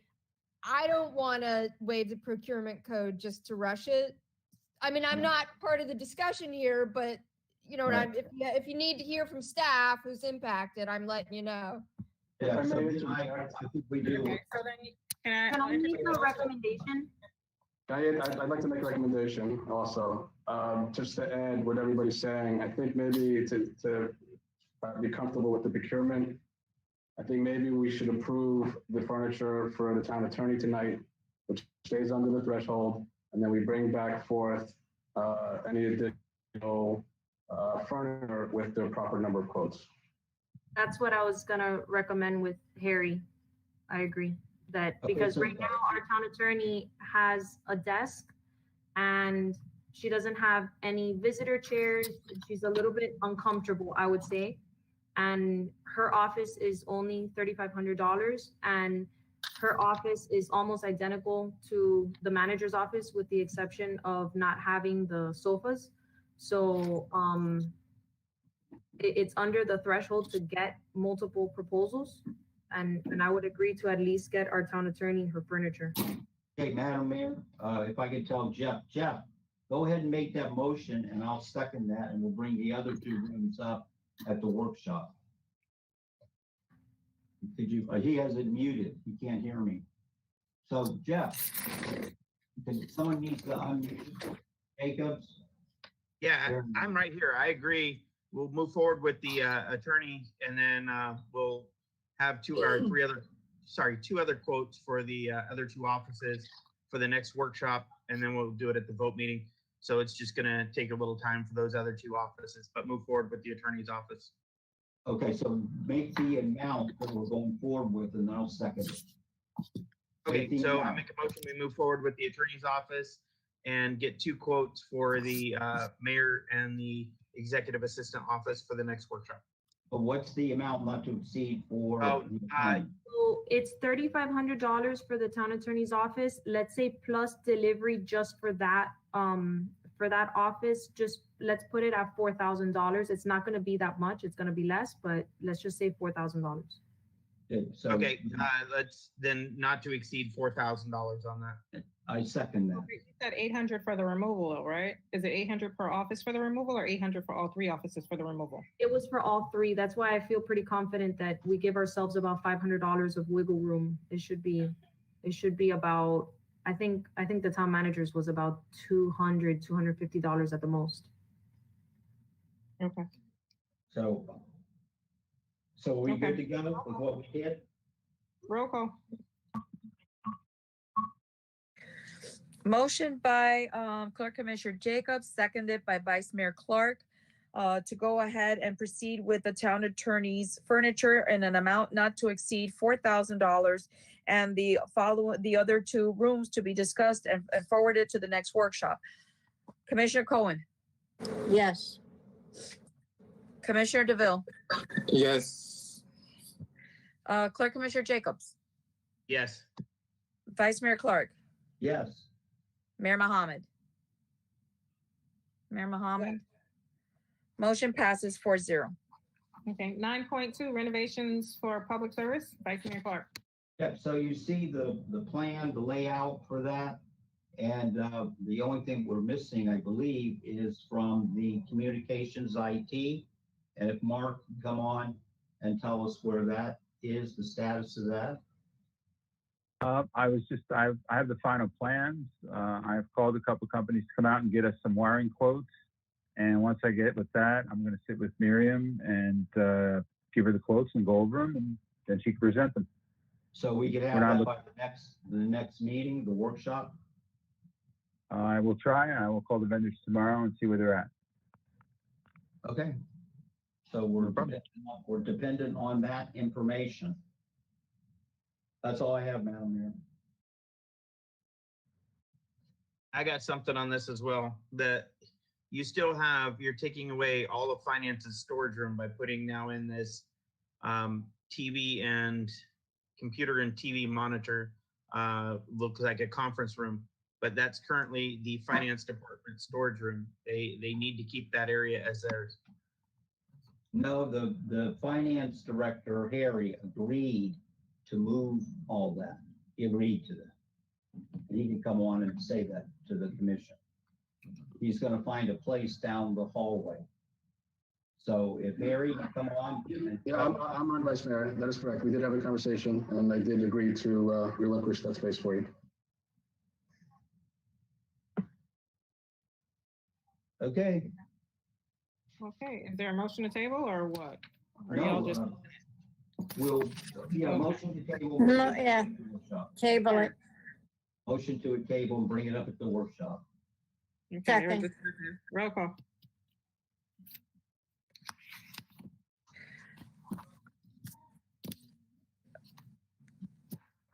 I'm sorry, who made the second? I apologize. Vice Mayor. Okay. Gina, No, Vice Mayor. I made the motion.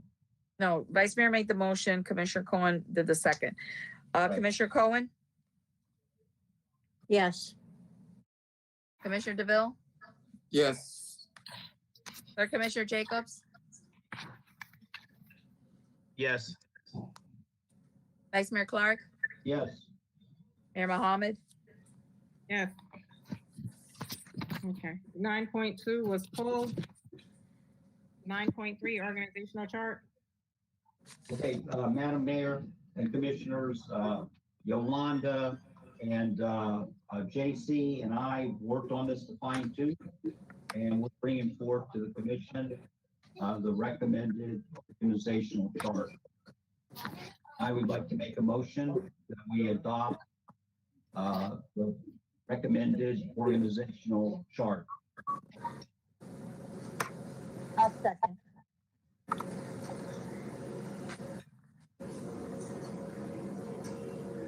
Motion made by Vice Mayor Clark, seconded by Commissioner Cohen. Okay, roll call. But, well, I have a question Commissioner for DeVille. Yolanda. Should IT, should that be under assistant manager? Would it be better under assistant manager?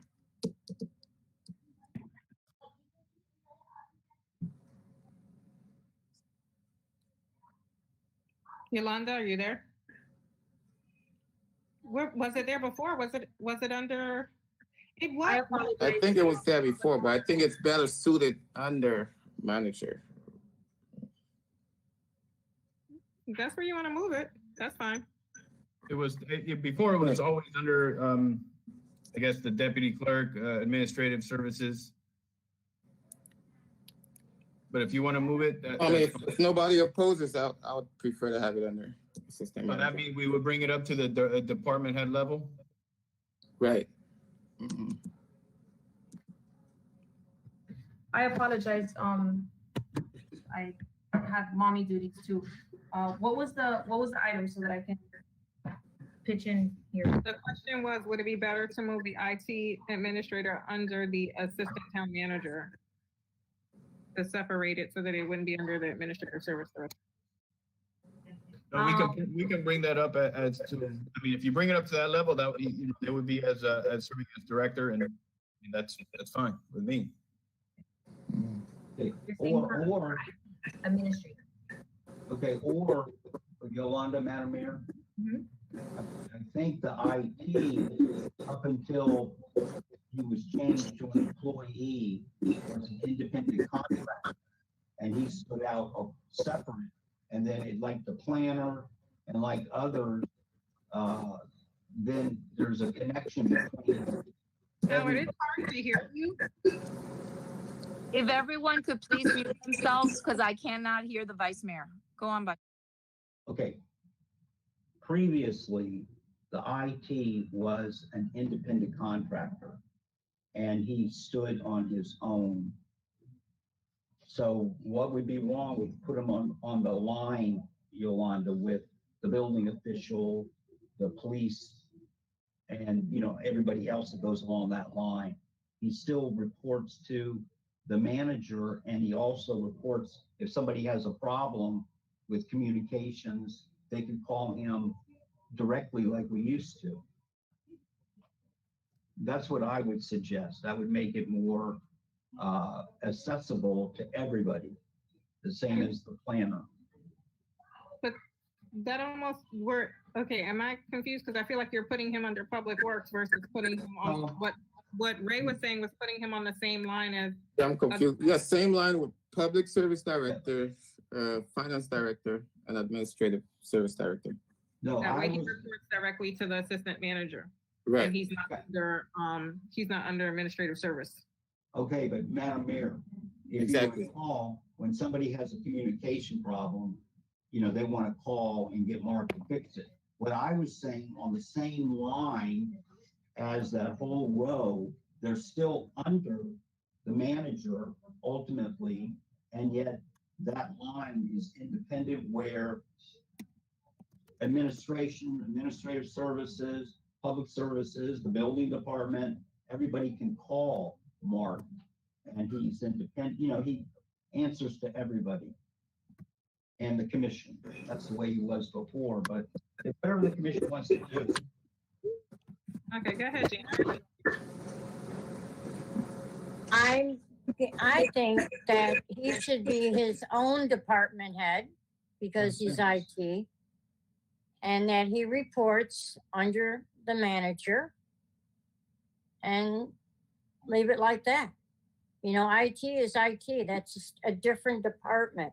So he should be the department head of that department, but under the supervision of the town manager.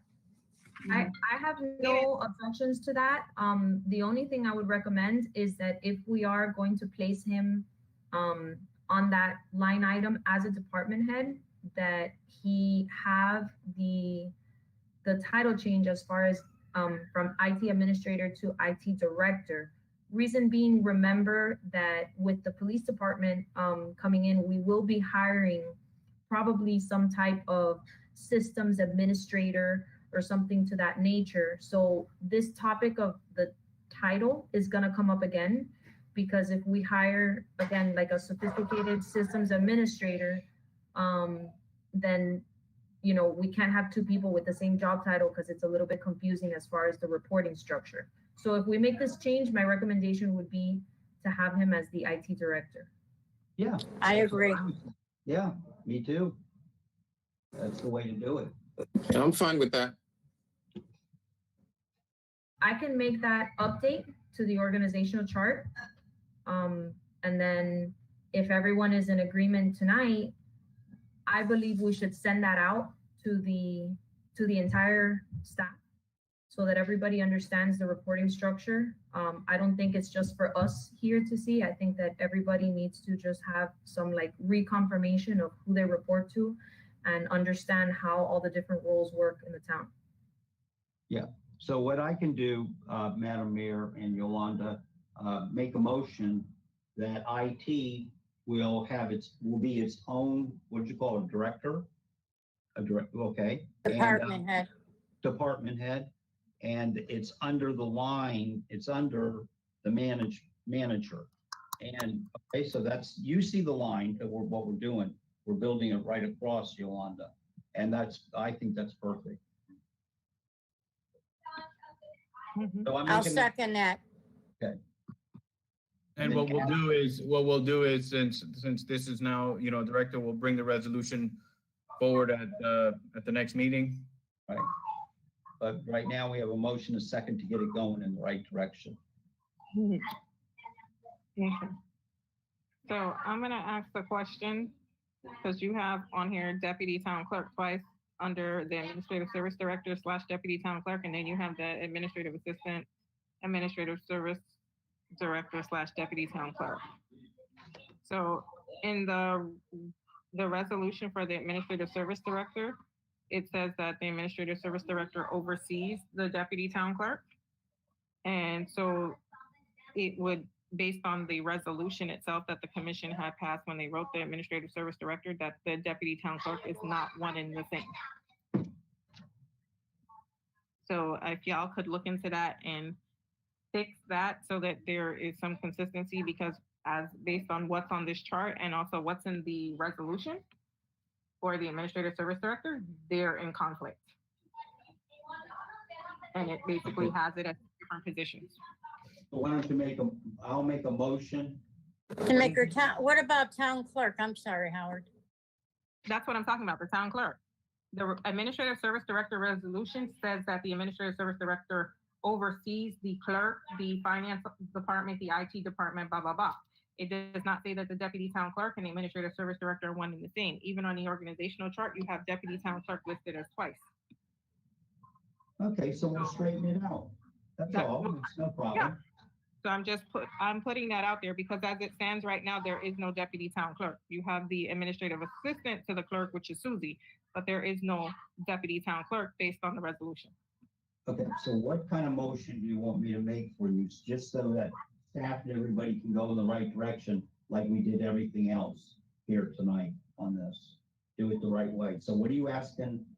Entertain a motion, Madam Mayor, and then if it's, if it sounds good and you want me to make that motion, I will. So make a motion first. Mayor, if you want, and I'm sorry to interject here, you can make the motion. If you want to make the motion regarding IT, you can make that motion. And then what I'll do is I will work with Yolanda and I'll bring back the organizational chart with the corrections that are needed.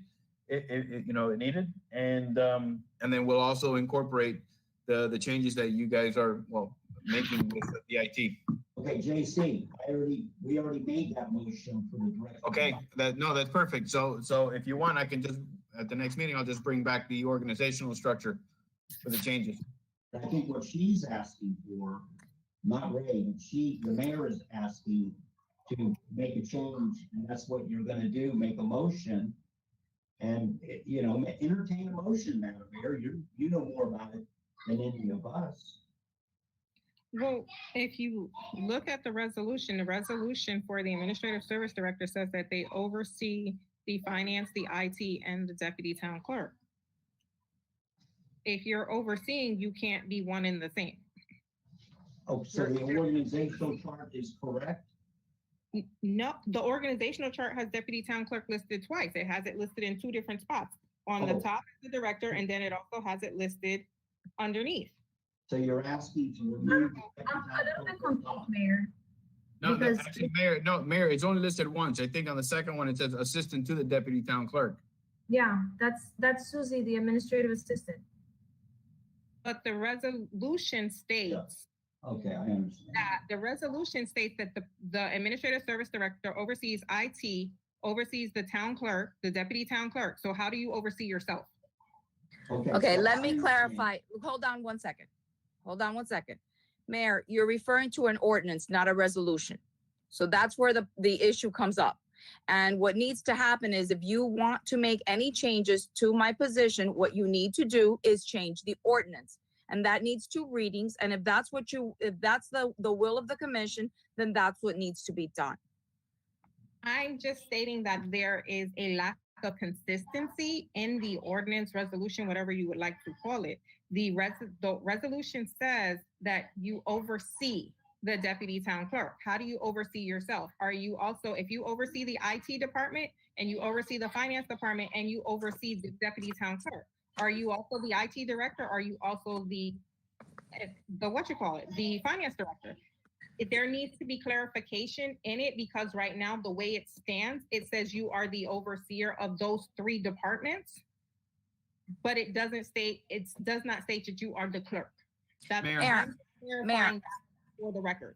Mayor, I understand everything you are saying. That resolution was approved in 2018.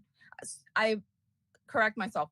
The ordinance was approved in 2018. I have brought this up to everyone's attention because there is a conflict with what that resolution states, along with the one of public services, along with the one that we don't have for town attorney, along with the one that we don't have for IT.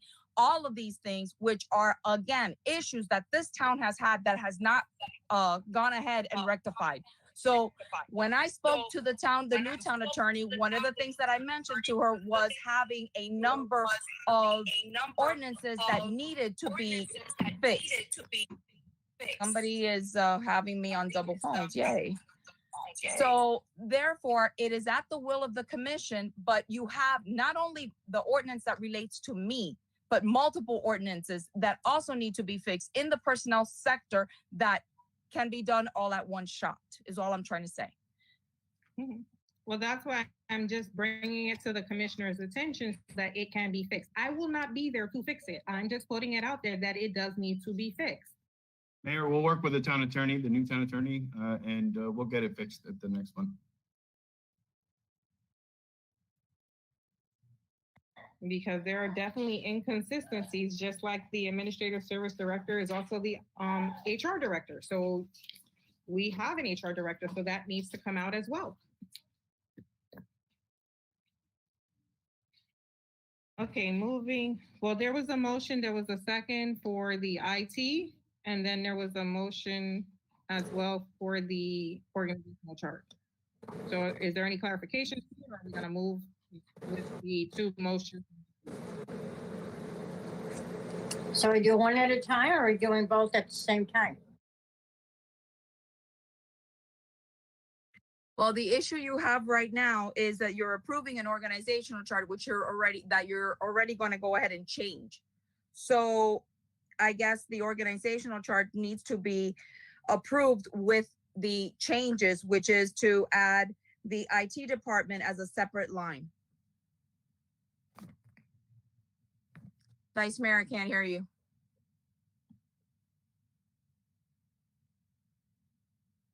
Still can't hear you. Unmute. The mouse Oh, that Mark I hear gave is a terrible mouse, okay? So let's go ahead and get something done tonight, and let's approve this with the IT. And then the mayor made a comment, the manager said he'll look into it, and then we'll bring it all back, and at least we've got something that, substantially done. So let's do that if we may. All right, Marlon, this is Melissa. I didn't read the title of the resolution. You want me to go ahead and do that now? Yes, ma'am. Resolution number 2020-125, a resolution of the Town Commission of the Town of Pembroke Park, Florida, approving and adopting the Town of Pembroke Park new organizational chart, superseding conflicting resolutions and providing an effective date. Motion to adopt. Second. Roll call. Motion made by Vice Mayor Clark, seconded by Commissioner Cohen to adopt the organizational chart. Commissioner Cohen, Yes. Commissioner DeVille, I'm a little confused. Are we accepting it, approving it with the changes, or will the changes come later on? it's with the changes. Okay. So I think Yes. the motion, sorry, needs to include that. So then. Can you clarify a little bit? Because now I'm starting to get a little confused. Just, please. Okay, so what we've been trying, what the original item was the organizational chart. Now what we're doing is this motion is to approve the organizational chart as amended, which the amendment is removing Mark from under the Administrative Services Director position and putting him as a department head with everyone else. That's the motion. Correct? Okay, yes, that's what I would like to put forward. And that takes care of Ray, and that takes care of having an organizational chart. Yeah, I'm making that motion, yes. Okay. And I'm gonna second. Okay. Um, Commissioner yes. Cohen, Yes. Commissioner DeVille, Yes. Clerk Commissioner Jacobs, Yes. Vice Mayor Clark, Yes. Mayor Mohammed. Yes. Okay, Then- motion passes. Yeah, and then Madam Mayor, if you could have the attorney now read the resolution that adopts it all. Okay, then with the changes. Well, the exhibit that goes with this resolution, which would be the organizational chart, would have the correct organizational chart attached. So okay, Marlon, Yes, sir. and Town Attorney, is this where we have to go to adopt this tonight with the amended change? Town Attorney? I'm not sure I understand your question. Okay, have we dealt with this?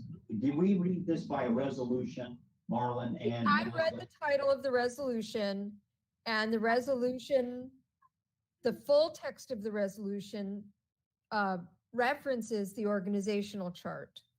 And Okay. so your motion was complete, and I think you've taken care of everything. Okay, so now do we have to vote on the resolution, or we're done? No, sir, you're done. Okay. Okay. All right, Melissa, are you okay with that? Yes, good. Okay. Thank you, Good. Madam Mayor. Thank you. Mayor, if I may, I'd just like to say thank you to the commission, JC, all the other department heads. It really means a lot. I want to say thank you so much. Who was that? That was Mark. Oh, you're welcome. Yeah. Okay, never mind. I think everybody read between the lines on that one. There you go. There Really you go. appreciate it. Thank you so much. And I do, while we're giving, Madam Mayor, while we're giving congrats, I have to congratulate Yolanda, JC. I mean, everybody worked on it, and I think we got at least something that's substantially doable. We'll fine tune it and tweak it. But anyway, thank you, Yolanda and JC. And the commission for putting up with us. 9.4 Broward Sheriff's Office outstanding invoice. Yes, what you have in front of you are outstanding invoices as it relates to fiscal 2019. In response to the town sending the outstanding balance for police for fiscal 20 and the short pay for fire in 20, BSO informed us of a outstanding balance as it related to fiscal 19.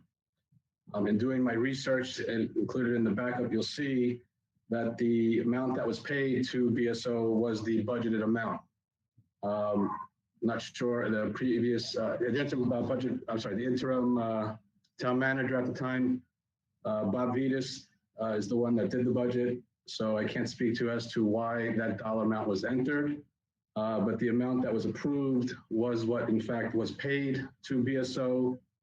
But what you see are in the backup are invoices that were higher than the actual amounts paid. So the outstanding amount that BSO is looking for is what you see there, the $29,000. That's the backstory. So what do we need? A motion to adopt? I guess commission approval to go ahead and pay it if the commission feels that they want to pay it, or just need some direction from the commission as to how they want to proceed with the item. So I'm going to make a motion that the commission directs finance to pay the bill. Second. Is there any discussion? No? Okay. Roll call. Motion by Commissioner, motion by Vice Mayor Clark, seconded by Commissioner DeVille. Commissioner Cohen? Thank you. Yes. Commissioner DeVille? Yes. Clerk Commissioner Jacobs? Yes. Vice Mayor Clark? Yes. Mayor Mohammed? Mayor Mohammed? Mayor Mohammed, you froze. We can't hear you, ma'am. Yes. Sorry, Oh, yes, okay. that was Got it. computer Okay. flop. Motion passes 4-0. 4-0. 9.5 Plant Moran. Yes, bringing back this agenda item back to the commission, requesting payment for an outstanding bill for Plant Moran. Y'all look. I'm sorry? Y'all got the deliverables? Did you ever end up getting the deliverables from me? Mayor, I sent multiple emails requesting what the deliverables were, and I did not get a response. So I'm not sure what the ask is for. So if you're able to provide me with that, I'll be more than happy to reach out to them. They were supposed to give us the deliverables on what needed to be included in the finance department. They were supposed to give us more than just the Excel spreadsheet. They were supposed to put it out, outline it, write it out, what all we needed. They had kept a running spreadsheet, but they did not give us the actual report. So, I mean, Okay. it might be a move at this point. I mean, I know there were accounts that had never been reconciled, which was why we were trying to get an accurate listing because they had did a complete audit of the finance department. But, at this point, you've been in there, what, 2 years? I'm approaching 2 years, actually in 2 weeks. Okay, so at this point, it might be moot. I mean, it would be something good for you to know because they literally did a full audit of the finance department. And there were a lot of things that they saw. So I don't know. It's up to you. You guys want to go ahead? Again, I have no issue reaching out to them, Mayor, but again, if you could just shoot me a quick email, again, just bullet pointing these items again, because I didn't get a chance to write it down as you're relaying them. I'll be more than happy to reach out to them and make that request. No problem. Okay, but in the meantime, I guess you can go ahead and make the motion to pay them the check and you can reach out to them and give them the check whenever, I guess. Okay. That way, at least it's not sitting back before the commission. So I'll entertain a motion to pay Plant Moran $22.50 for services already rendered for the ERP system. I'll make that motion. I'll second. Roll call. Motion made by Vice Mayor Clark, seconded by Commissioner Cohen. Commissioner Cohen? Yes. Commissioner DeVille? Yes. Clerk Commissioner Jacobs?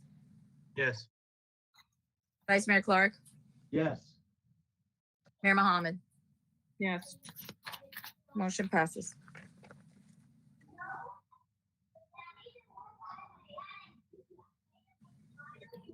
You have 9.6. Miguel, is Miguel on there? Yeah, Miguel is on it. Building department surplus corrective action needed.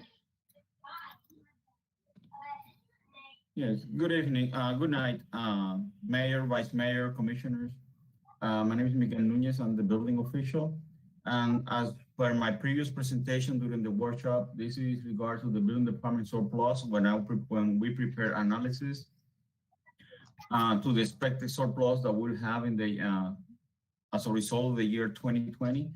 And we are proposing the carry out of this surplus in accordance to the attached in your information. You'll see the state statutes 55387A. In addition, this analysis is consisting in the last 4 fiscal years where we compare the operational budget and the actual expenses, and also average for the above specific, for the specific fiscal year that are talking about 2016, 17, 18, and 19. And these are the numbers that show up into the analysis. The surplus therefore our surplus is 417. So we're asking for this number to be carried out, and part of the surplus be used for the expenses or earmark for expenses that we're going to have during our construction for the offices, for the building department, equipment, software, and obviously some unpaid operational expenses in the on the amount shown in there. Therefore, in conclusion, it is our opinion that by utilizing those funds to the proposed items, we'll be able to maintain compliance with the state statutes. In addition, not only we will be able to maintain our permit fees, actually, because of this, you already have approved the new the fee schedule, which was substantially reduced in approximately between, I believe it was close to 25% because of this surplus. So that way we can reduce the number that we have in our reserves, if you want to call it that way. I'm here to answer any questions you might have. I'm yours. So the $460,000 that's the surplus. Well, the surplus is 417, but the 460. Okay, so the proposed renovations, is that for the first floor of the main office? That is correct. We estimated that's going to be 250,000 total, complete, because everything is going to be gutted and brand new, and that includes furniture, miscellaneous, cubicles, drywall, plumbing, electrical, electronics, and so on like that. Huh? And moving server upstairs? No, unfortunately, we would love to do that. In my server room, I think that should be an expense of the building department, because you are moving my I think that should be a cost that should be more. I believe that's not a carry out. We are already moving the server because we are using that space for our offices, and it is. Exactly. I think that should be expense of your department. If you are moving my server room upstairs, you should be footing the bill for it, and it should not be coming out the general reserve. We shouldn't be paying for it. You're in my office, so therefore, to relocate the services that were already there should be borne by you guys. Thank you, Mayor Mohammed. I really appreciate your observation. However, it's moving a desk and a chair is not the same as moving a whole server. So I want to thank you for your observation. JC agrees with me. I see it in his face. JC, agree with me.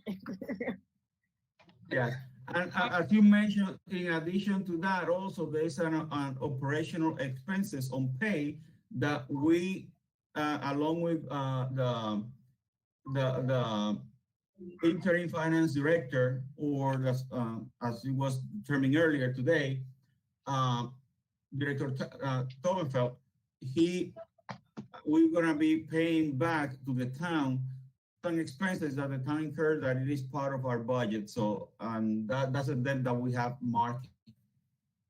Okay, yeah, we've been having that discussion for a while about the expenses, like the copy machines, the paper, the rent, and all of that stuff. So I mean, that's been an ongoing discussion. Yes, it's been a while of correct. Finally, we got it to fruition. So that's basically what we have in here.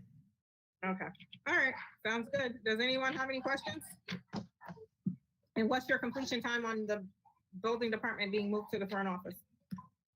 Right now, we already submit our RFQ for revision to the town attorney, And we are waiting for those contracts to be revised and everything, so that way we can advertise and move on.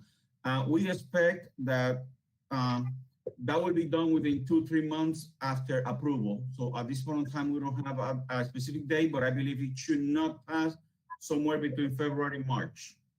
Beautiful. Okay, thank you. Unless there is unexpected delays. Okay. Okay, sounds good to me. Anybody else have any questions? Nope. Okay, I'll entertain a motion. Yep. Oh, okay. What kind of motion do you need? I guess a motion to spend surplus on the renovation, software and equipment and unpaid operation expenses, amount not to exceed $460,840. I'll make that motion. I'll second. Any further discussion? No? Roll call. Motion made by Vice Mayor Clark, seconded by Commissioner Cohen. Commissioner Cohen? Yes. Commissioner DeVille? Yes. Clerk Commissioner Jacobs? Yes. Vice Mayor Clark? Yes. Mayor Mohammed? Yes. Motion passes. Okay, 9.7 52nd Avenue budget increase. Thank you, Miguel. Thank you, Mayor. Howard, 52nd, I don't know, is this a Howard to Miriam issue, 52nd Avenue Yeah. budget? Yeah, okay. Okay, I didn't realize you were saying that one. 9.7? Okay. Yeah. So read it, 52nd Avenue budget increase. So I'm gonna turn that over to Miriam. If you could call Miriam out. Oh, yeah, okay. Originally, I have requested for $20,000 for the work that I had estimated to get it done, and I received 3 quotes. And it went over by $464. And I'm requesting that we approve that increase. And in addition, while the company is mobilized on 52nd, that same day, I also would like to get the rest of the sewer lines scanned to see, the condition, whether it's in what shape it is, so we know what to do next. That's where we are now. So how much is the scanning? How much extra Oh, is that gonna be? the scan is $1 per linear foot, and we don't think it's gonna be more than 1,700. It should be less, but not to exceed. So how about the whole thing not to exceed 2,500? Is that good, JC? No, oh yeah, it won't be 2,500. The Yes. 2 items? JC, is that okay on the procurement? Yeah, oh, my thing is probably, oh no, there's something Yes, wrong. as far as that's fine. Okay, so I'm gonna make a motion that, whatever this is exceeds the budget, in an amount not to exceed $2,500. Not to exceed Is that 25,000 or 2,500? 2,500, I Right. said. 1,000. Okay, and then the other. What? Wait, I'm trying to stop you. The scan is $1,700, so you're doing $2,500 for the scan, and then you're doing a separate motion for the pipeline repair. I was gonna do both. $20,464. Is that correct? Yes, Yes. it's correct. Just let me rephrase that. Well, that's just to recap here. It's the 20,000 was previously approved. They went over budget by $400 and something. That she's coming back to get that approval. And then while they're here, on site, she wants to scan the rest or televise the rest of the line, which will come out to about $1,700. And I believe the vice mayor was just adding a little cushion in there in case something happens. So if you want, I can make it separate motions. The first one I'm gonna make a motion that we not exceed $500 for the overpayment on the fixing of 52nd Avenue. And then I'll make a second motion after this. I'll second. Discussion. I know Jacobs has his hand up. I just Go want ahead, to Jacob. confirm that this is 20,464 because it says 200,464 in the reading. That was a typo. That's a It's a typo. typo. I'm sorry. Okay, so I just want to confirm that we're 20,464 going with Rickman Construction. Correct. okay, so I made a motion for not to exceed over $500 over the 20,000, whatever we said. For which one? For the actual repair? For the $464. Oh, yeah, okay. I'm saying not to exceed 500 in case something else comes up. And I'm gonna make it separate motion so we don't get confused. So that's the first motion. Is there a second one? I second. Is there any further discussion? No?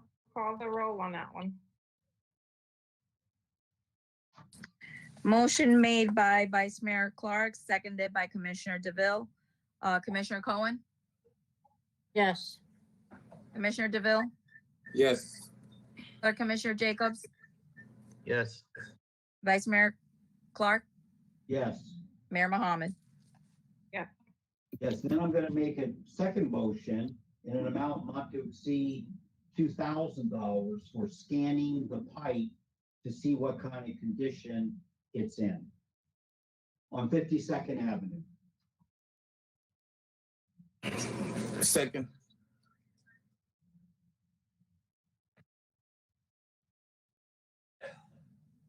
Roll call. Motion made by Vice Mayor Clark, seconded by Commissioner DeVille. Commissioner Cohen, Yes. Commissioner DeVille, Yes. Clerk Commissioner Jacobs, Yes. Vice Mayor Clark, Yes. Mayor Mohammed. Yes. Motion passes. That's all you need, Miriam? We're good with you, right? Yes, Miriam? Yeah. Okay, thank you. 10.1 was closed. My camera was frozen for a little bit. Did we do both requests? Yes. Yes. Hello? Okay. Yeah, that would be. What's the timeline on that, Miriam? Now For that it's repairs? been approved, they want 2 weeks to mobilize. However, because of the school now open, I'm going to have to choose a day where there is no school because that street will be temporarily closed. I mean, not the whole street, that lane, and I wouldn't want to have that type of activities during school day. So I'm looking at November is the next non-school day. If Okay, that's so okay it's with the it's a commission. a 1 day job? Yes, it's a 1 day job. Okay. Okay. Okay, thank you. All right, 11.1 town attorney ordinance. No, 10.1, Madam Mayor, 10.1. It was both. I pulled it. Oh. Okay. So I'm going to read the title and then I will give you a breakdown. You have an option between 2 different town attorney ordinances. You guys probably already know that you don't really have anything in your town code providing for a town attorney. So Chris Ryan actually is the one who wrote both of these. So I'm going to go ahead and read the title. Wait, Attorney Anderson, I'm sorry. What I uploaded to the system was option B, because at the last commission meeting, what was stated was that they were gonna go with option B. Oh, okay. I didn't know if that was what you have before you. I may have an old copy of the agenda. Older Okay. copy. All right. But the one on the agenda by title only, that is option B. Okay, hold on. Let me slide over to.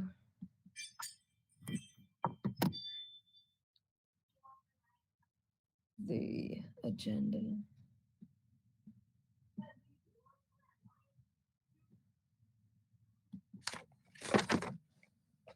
All right, so Marlene, which title ma'am. do you want me to read?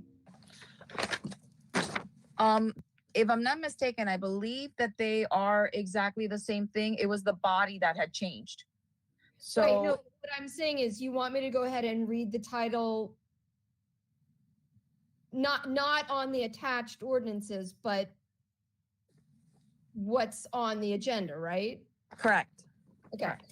An ordinance of the Town Commission of the Town of Pembroke Park, Florida, relating to Chapter 2, administration, providing for the establishment of the Office of Town Attorney, appointment, qualifications, and compensation, providing for the duties and responsibilities of the Town Attorney, providing for severability, providing for inclusion in the Code of Ordinances, superseding conflicting ordinances and resolutions, and providing an effective date. Motion to adopt. Second.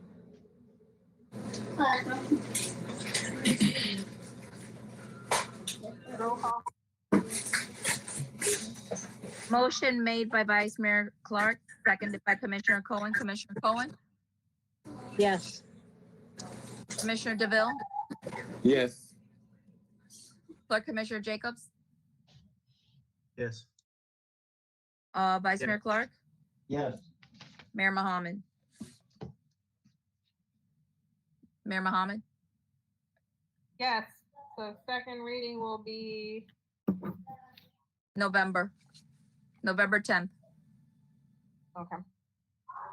Second reading, November 10th at 7:00 PM. All right, my pages are stuck together now. Here we go. 12, second reading, Police Department Ordinance.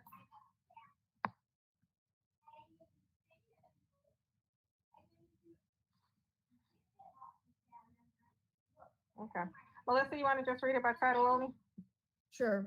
Ordinance number 2020-006, an ordinance of the Town Commission of the Town of Pembroke Park, Florida, relating to Chapter 2, administration, providing for establishment of police department, police chief, powers and duties of police officers, providing for severability, providing for inclusion in the Code of Ordinances, superseding conflicting ordinances and resolutions, and providing an effective date.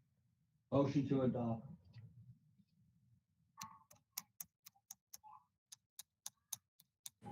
Second.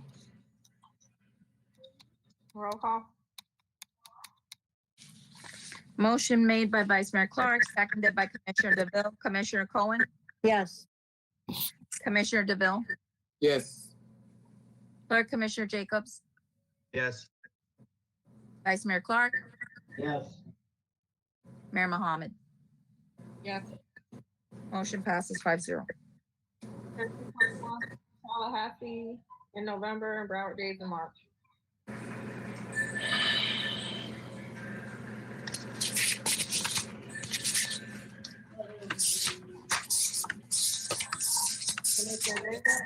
If everyone could please mute their mics.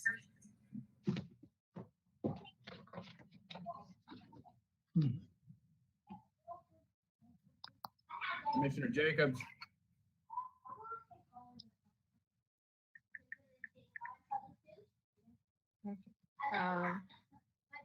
So this is, I'm assuming, for someone to go to Tallahassee for Broward Days. If, I don't know if they're still doing it or not, and I don't know what the amount is. Yeah, we've been recognizing you for a few seconds already. Sorry, I couldn't hear you. So I'm out in the sticks. So it's a trip. There's two things. One, I'm going up to Tallahassee if the commission approves for the week of Thanksgiving. I was told to come up for the, D. Harper and our lobbyist to meet people to help bring money and funds back to the town. Also, the Broward Days, which are in March, to go up to Tallahassee for Broward for the town. Don't know the cost on it, but we do have budgeted travel in here for these purposes. I'll make a motion that we allow Jacobs to travel to Tallahassee. And I don't know how much money it's gonna cost. Do I have to have an amount not to exceed? Not to exceed 1,500 for the trip up there. Is it a one-day trip for November? In November, it's a 5-day trip. Okay, so not to exceed probably 2,500. Okay, not to exceed $2,500 for Jacob to take the trip to Tallahassee. And that's for November. And then there's Oh. Broward Days in March as well. For both Broward Day. Oh, we have to do them separately, right? One is the 2,500, which is the 5 days is Broward Days. Yeah, we No, can. the Broward Days is a 2-day trip, the 16th and 17th of 2021. Okay. And those rates or their prices still haven't, I don't believe they've been confirmed yet, based on the last I checked on their website. No, they have not been. So Broward Days what I was thinking don't- was we can postpone the Broward Days till when those get posted up there.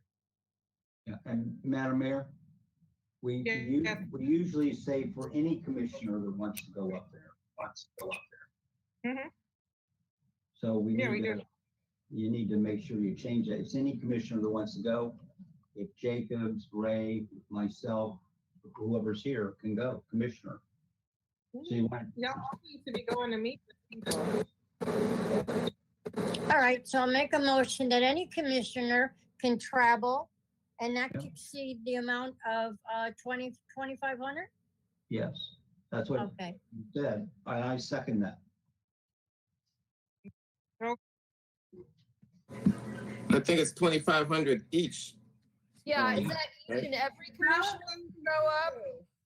So 2 days. The November trip is a week, he said. So 1 week versus 2 days is 2 different amounts. No. So what is the amount? Well, right now you said 2,500 All right, we'll leave it at 2,500 for the 2 days, correct? for the week, Attorney, correct? for the week. well, I think if you're going to specific to Commissioner Jacobs, right? So if somebody else wants to go, then probably another item should be brought before the commission. And that way, I mean, that seems like a better way to deal with it than approving $2,500 for any commissioner who wants to go that, because then you don't really know how much money you're approving. Okay. Well, when would the latest day be that we could say that we want to go? Do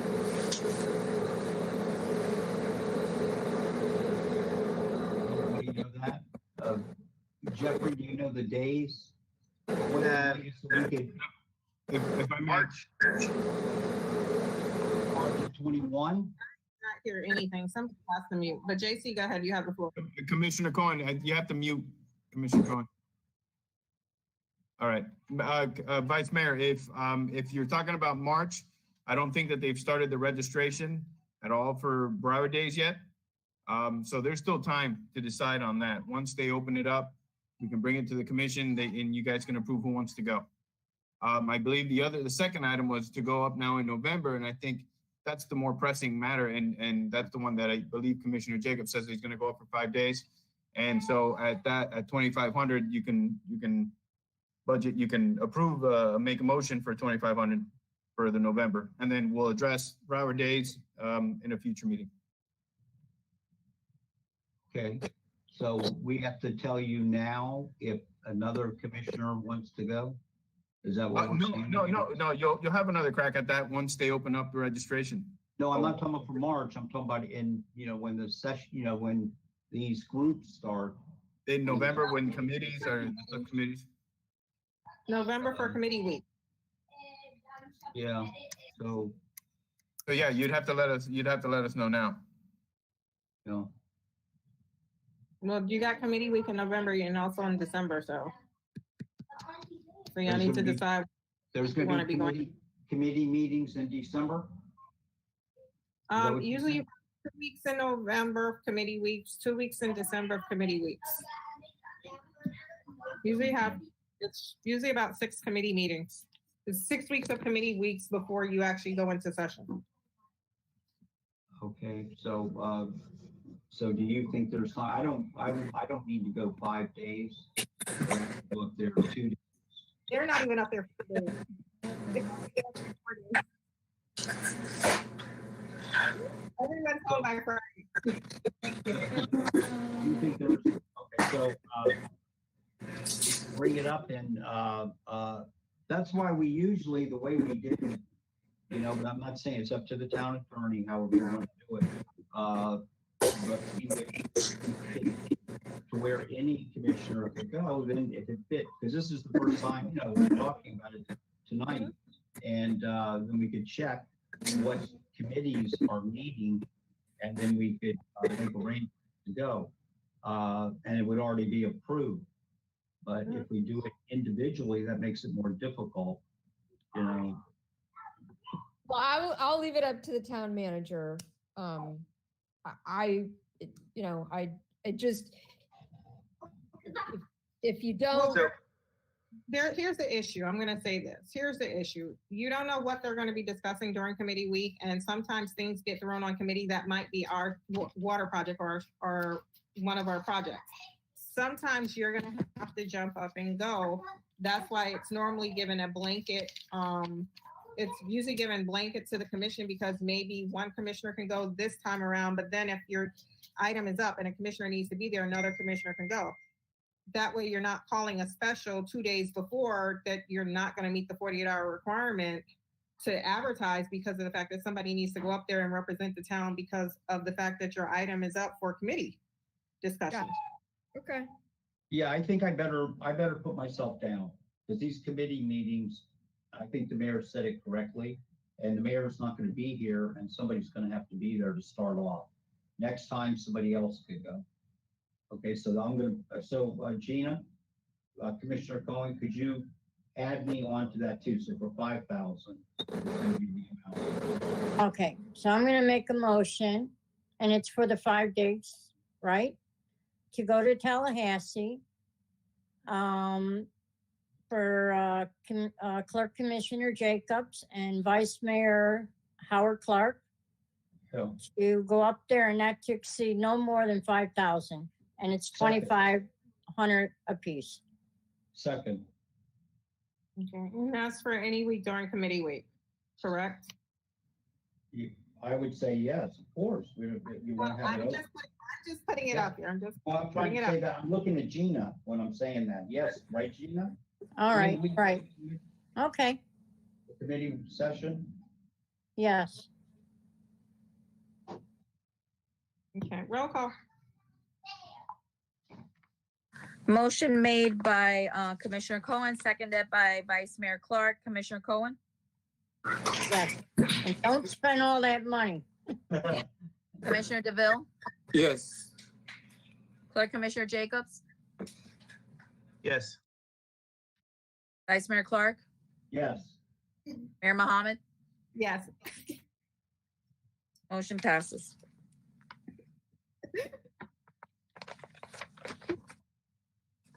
Next item, turkey giveaway.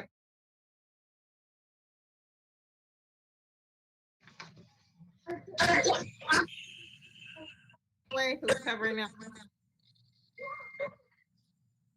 Good evening, Mayor, Commission. As you can see here, it's a draft flyer stating for the date of the turkey drive, which will be on November the 23rd. And that will be 2 days before Thanksgiving because we were having a discussion about the date. So that will be on a Monday from 4 p.m. to 8 p.m.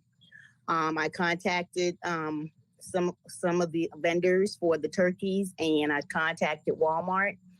They stated that it will be best because of COVID-19 that we do gift cards, and the residents can go ahead and purchase their own turkeys.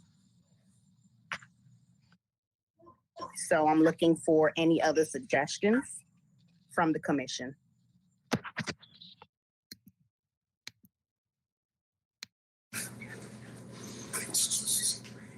What's wrong with the turkey drive? Just the way we plan it out, if it's a drive-through.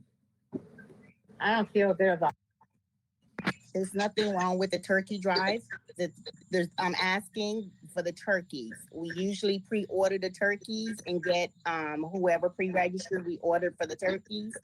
But since they're doing, because of COVID-19, they suggest that once we get the registration and everyone register, we should get them a gift card that the residents can go out and purchase their own turkey instead of us giving out the turkey. We can put it in their basket.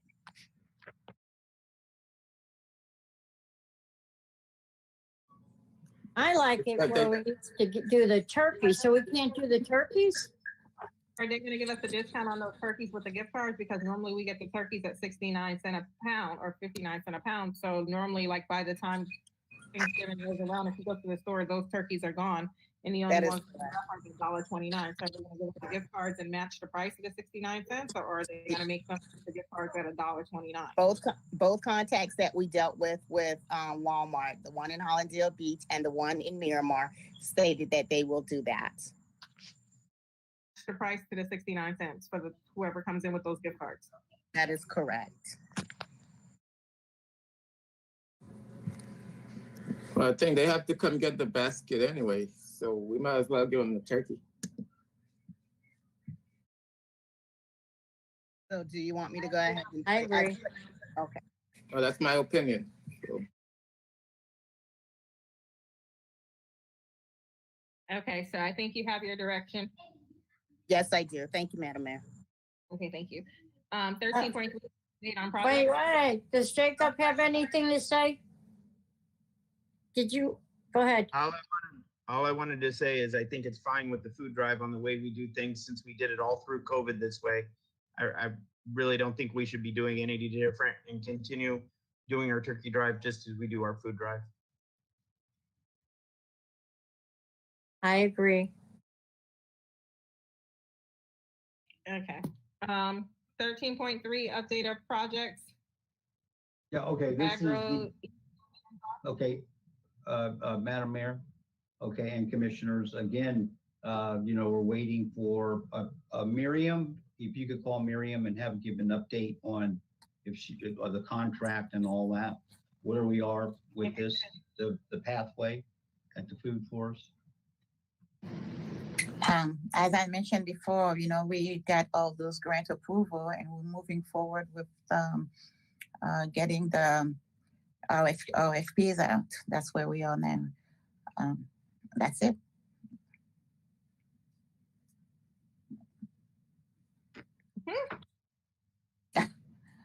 We received the grants from FEMA. We received the grant for that, and we received the grant from CDBG, and we're working on all those projects. And at this moment, the update is we're working on putting out the invitation to bid and the RFPs out. Okay, sounds good. Yes. Okay. 13.4, you don't need any action, right? Just for discussion. That's it. Okay. 13.4, Southwest 30th Avenue property flooding issues from property owner Michael Mears. Howard. Oh man, I got the hiccups. Howard. And bring it up. Okay, Madam Mayor, staff, and I'm gonna call Michael Miller up, but JC was involved in it, Dan, the engineer, Miriam, the public works director, our public service director. So everybody's been working on this. So I think what we need to do is we want some action tonight. And even the town attorney knows about this item that's coming up tonight. And so if you call Michael Miller, he can give us the presentation and what has resolved out of that us looking at it. So, Madam Mayor, do you get Michael Miller? Michael's there. Can everyone hear me? Okay. Yeah. Good evening. In summary, we've had a property owner along Southwest 30th Avenue, which is the road next to I-95, where the zigzag happens by the old piano place, which is now Doctor's Toy Store. There's right at the curve, there's a newer building there. We call B and Coley, used to be Nagel's Antique. Just to the north of that, there's an older building, used to be Stokes Automotive. Now it is like an interior finishing type of business. This is an older area of our town. There is very poor, it's a very low area, and it has it's very constrained in there. You have I-95 on the east side, you have the railroad on the west side. There are two dams, if you will. I-95 has a ditch next to it on our side with a pump station north of here that was put in due to the flooding. The allegation is that from this property owner that has the interior business is that something has changed and all of a sudden he's getting flooding on his property. The staff went out and looked at it. Public Works people, when they asked me to get involved and look at the history of the development in the area. The Fine Line Interiors building was built in 1977. The B and Cully building next door at the curve was built in 2002. When the B and Cully building was built, if you know that area, there's little driveways to bays facing south onto that portion of 30th Avenue, and the front of the building faces I-95. There are several drainage areas along the east-west section of 30th Avenue in front of those bays. They are still there today. They have not been removed. In fact, I'm looking at Google Earth and I'm looking at the structure that was alleged to have been removed. It is still there. That's not a correct statement that's been made in public. 30th Avenue against I-95, the road is entirely sloped away from this gentleman's property towards the ditch on I-95. That road has been there for decades. Nothing has changed. What has changed was between the B and Cully building in 2012, changed some uses, and they added a little parking area in the railroad right of way. They came to us and they asked us if we would approve that, which we did. They went to DOT. DOT reviewed it, gave them a lease, which they always do within their right of way, to put this little driveway in. And that driveway apparently has blocked some of the natural drainage flow that was along the railroad right of way. So the gentleman to the north in the interior business, it's an older building. There's not 1 inch of open space on that property so that he can retain his own drainage. So he's, whatever rain is coming down cannot escape from behind his building on the railroad right of way because of this driveway that was built. The town had nothing to do with issuing permits. It's in a DOT right of way. DOT issued the permits for them to build that. We as the town feel badly, but there's no drainage facility that was removed. The gentleman has no drainage on his own property. DOT controls what happens in their right of way, and there's been no change to our roadway. So I'm not sure what the allegation that the town is doing something or the town allowed the removal of a drainage inlet. Again, that's a false statement. It's there. I'm looking at it right now on Google Earth. So none of the drainage that was on the facility has ever been removed. What was new was this little driveway, which he uses to get from the back of his building out to 30th Avenue. There's always been a gentleman agreement back there, but that's between the two property owners. The town has nothing to do with that. So I'm not sure what, the gentleman's making allegations that the town is not helping, but it's really between two property owners and DOT. So that's my report. We can do what we can do, but we haven't changed anything on our roads. The drainage that was there, along the east-west section of 30th is still there. So nothing has changed. It's only the driveway on the railroad right-of-way, which we had nothing to do with. So I think this is a matter between private property owners, and they need to contact DOT, see if they can get them involved to do something. If the gentleman needs to put in a well, if he needs to put in his own drainage on his own property, he needs to do that. So that's my report. Yeah, and so Madam Mayor and Commission, what we're asking tonight, what we'd like to see done is direct the town attorney to write the property owner a letter explaining basically what Michael has just told us. And so that's the motion. So I'm going to make a motion that the town attorney is directed after she talks to Michael and get her facts and everything correct to the property owner and tell them our position that we don't, what would you say? We're not liable or responsible for this, Mike? Yes, that would be appropriate. Okay. And how many years, just so the commission knows, how many years has that parking lot been there? 2012, the little driveway was built. So 8 years ago, 8 years have gone by, and this is the first time we're hearing about a drainage problem. Okay, so that's my motion, Madam Mayor. Is there a second? Is there a second? And it's to put the letter out, correct? Yes. I'll second.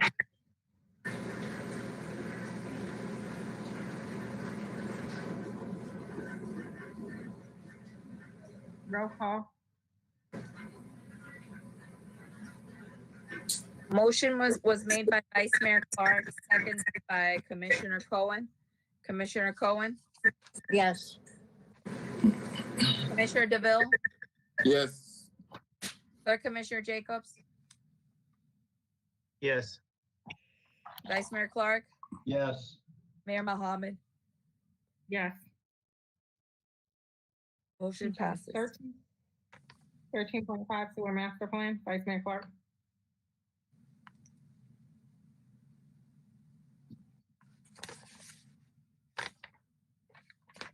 Sir, you're muted, sir. I'm muted. Good. How about now? That's good, right? Am I okay, Cohen, Commissioner Cohen? You hear me? Okay. So this is to take the existing stormwater master plan and the existing sewer plan and update it. So we're just looking for permission to go forward on it. And that's what this is all about. So they can get all the information up. It'll have to come back to a workshop. They can go out and get some, see what we're dealing with the engineer. And so I'm going to make a motion that the public service director and staff and town engineer, move forward on bringing the sewer master plan up to date and bring it back with fill-ins and all the areas that there's gaps. That's just an example, and bring it back to the commission so we can all look at it and see how far you want to go with it and bring it up to date. So that's the motion. I'll second, but I have a question. Okay. Go ahead, Gina. No, I just want to make sure. So you're saying, Howard, that it's to update the sewer master plan, correct? Correct. But, and when that being said, you're going to, I mean, are you gonna bring this for, I mean, I would like to see it get brought forward every time something's gonna be done. So I'm aware and the whole commission's aware of what's being done. Is that what you're saying too, that, Well, it'll be done, and that's the right way to do it because. but we have to know what's going on. I want to be able to That's know right. what's, okay. That's All correct. right, So it'll all. okay, just want to make sure that we're not doing something, they're doing Correct. something and we're not aware of it. But I we're agree. okay that they can fix this Yep. one and that, okay. All right. Just want to make sure. So is there a second, Madam Mayor? Yeah, me, second. Oh, okay, so it's back in the mayor's court. All right, she seconded, roll call, Oh, unless there's any further discussion. nope, not with me. Motion made by Vice Mayor Clark, seconded by Commissioner Cohen. Commissioner Cohen, Yes. Yes. Commissioner DeVille, Again, that's to gather information and bring it back to the commission, correct? Well, that's to start working on the master, there's a master sewer plan. And that shows in the future what we're planning on doing. And it's my understanding that when we go for these grants, we have to have this done. This is the master overall plan for the town. And it's also going to be a document that staff can go to, streets and roads, sewers, and see where the sewer and everything is. So that's what this is, to get information, I guess you could say that, and bring it back to the commission so we could see what's going to be worked on. Could be in the Yes. future.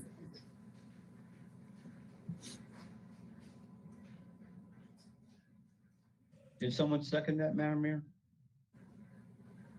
yes, it was I'm sorry, seconded. Okay. And what Ray did. Motion was made by Vice Mayor Clark, seconded by Commissioner Cohen. Commissioner DeVille, Yes. Clerk Commissioner Jacobs, Yes. Vice Mayor Clark, Yes. Mayor Mohammed. Stop it. Yes. Okay, motion passes. Okay, then the next item is for the stormwater, and it's the same Mhm. there, that we bring the stormwater master plan up to date. Any place that we're gonna build in the future and improve, repair. I don't know about improving and repair, but the future development, because that'll be next. I'm gonna be talking about that. So that I make a motion that we do the same with the stormwater master plan.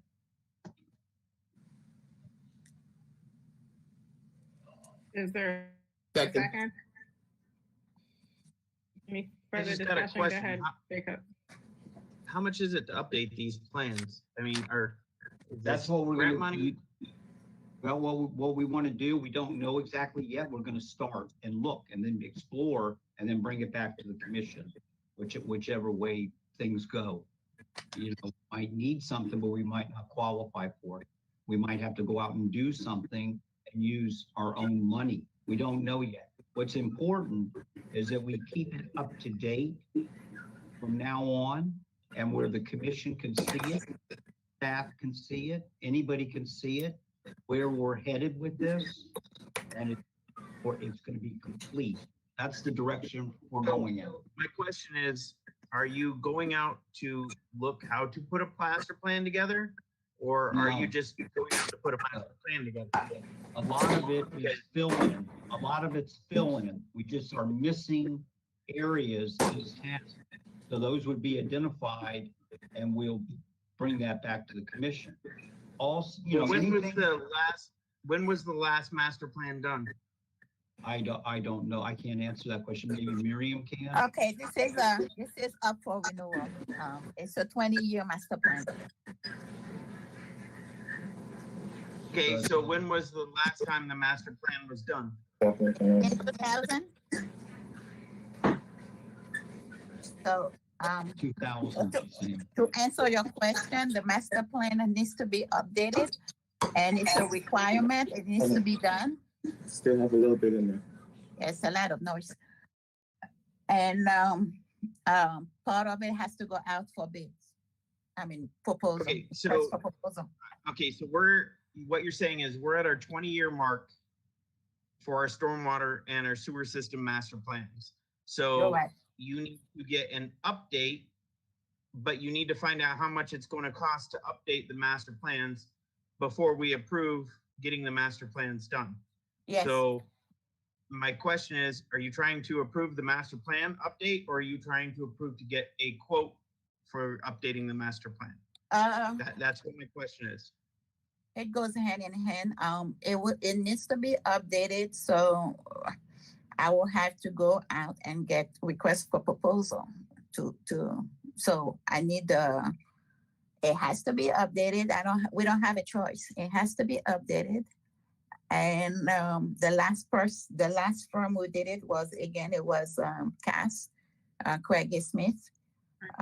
It does not necessarily have to be them because we're gonna have a request for proposal. So yes. Okay, I'm not questioning the fact it has to be done. Okay. I'm asking what process are you going to use to get the quote for the new master plan? Put out a request for proposal.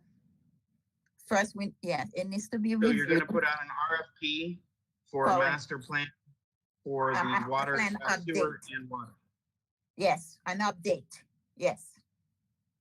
Okay, It's so you're going to put already out an been RFP. done. It's already been done. A lot of it, there were a lot of recommendations on both plans. A lot of it was not implemented. It needs to be reviewed to find out if a lot of those still stand. Otherwise, they need to be revised, modified, updated as necessary. I don't know for now which one until they do the study. It's gonna require a study based on So again, my based on question the is- based on the existing condition of both system, both the sewer and the storm water. We don't know where we stand. 20 years ago, of course, that was before I came here. There was a master plan. There was a review done, and they put in together. Miriam, let me cut you off for a second. We are very much aware of what the master plan is. We are aware it expires. I'm just asking your process that you're going to get to obtain a new master plan, because here what it looks like is you're just trying to push through to get a new master plan, or is it going to bid? You're now saying RFP to get a master plan. JC, go ahead, because I don't want to put words in the vice mayor or in Miriam's mouth. What they're basically informing is that they need to go out to bid, and then they will come back with prices. They're gonna do all the work and get all the numbers and facts and figures for the commission, then come back and get it approved by commission so we can actually do the work. But what they're saying is, what they're asking for here is getting approval to go get the RFP, to go do that and get that information. Correct me if I'm wrong, Vice Mayor. Yeah, you're correct, Jason. Thank you. But not do the work. No, It has to come before the commission. It would have to come back for approval to expend the money. And it's got to go out for an RFP. Correct. I was just trying to ensure that proper procedures were followed, no steps were jumped, that we were going out for an RFP to figure out the plan, bring the cost in to put the plan together, and then continue on to go the right direction here. That's all I was trying to do, was clarify that. That's good. Okay. Yes, it is. So I have to go out, just like Jesse mentioned, go out for request for proposal and come back and present it to the commission. Okay, we understand that. We got it. Roll call. Marlon, roll call. Yes, ma'am. Motion made by Vice Mayor Clark, seconded by Commissioner DeVille. Commissioner Cohen? Just make sure it comes before the commission, any work that's being done. If you're spending any money, bring it forward. It will be brought before the commission because that's a pricey job, but the money will be the Stormwater Enterprise Fund. Commissioner DeVille? Yes. Clerk Commissioner Jacobs? Yes. Vice Mayor Clark? Vice Mayor Clark, we can't hear you. Still can't hear you, sir. There you go. Yes. There we go. Mayor Mohammed. Mayor Mohammed? Yes. Thank you. Okay, so was that both of them? Did that cover both of them? What?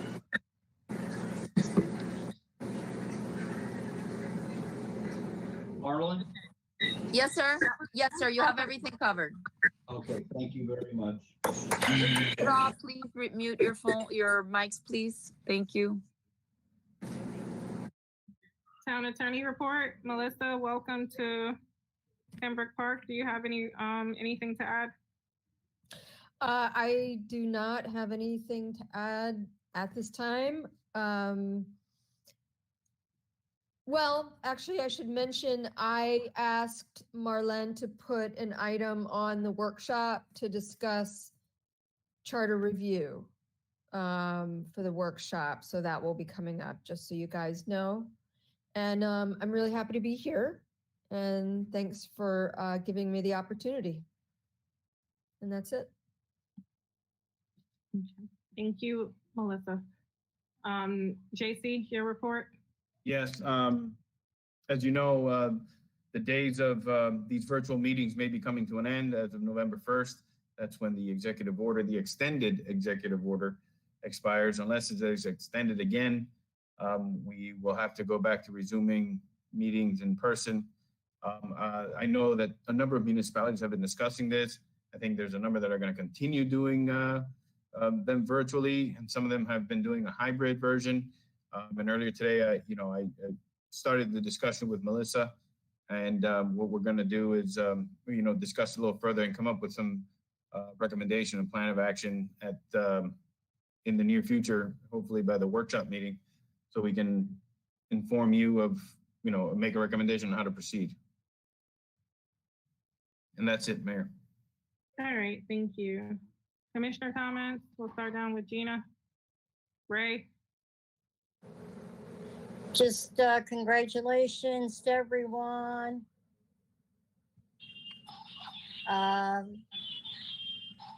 Nathan. Commissioner.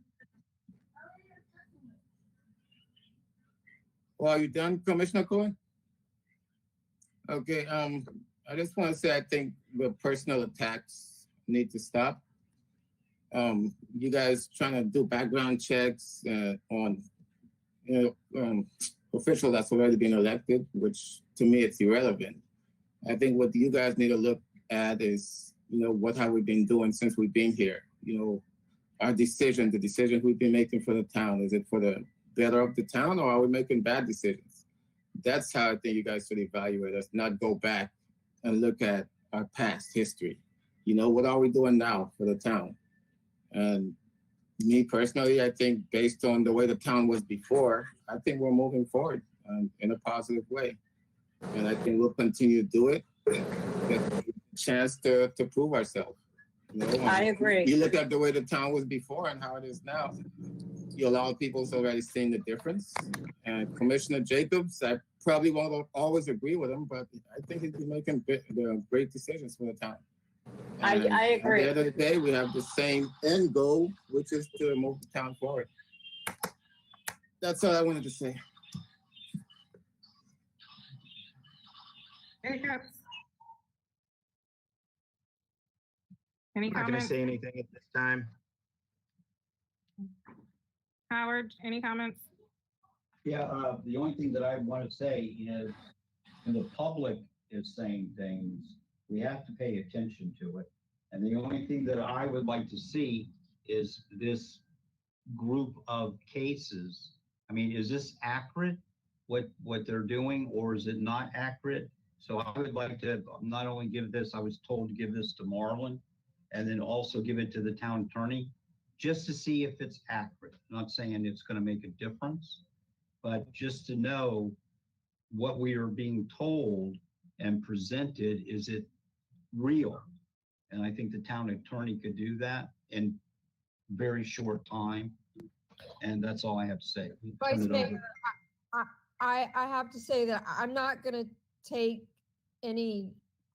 undertake any investigation of any individual commissioner. So I will certainly welcome anything you want to give me, but I am not going to conduct any sort of individual investigation into any commissioner. Okay, that's fair. That's fair. It's just, that's fair. So whatever the commission says, that's what we'll do. I have no problems with that. Okay. Okay, that's it.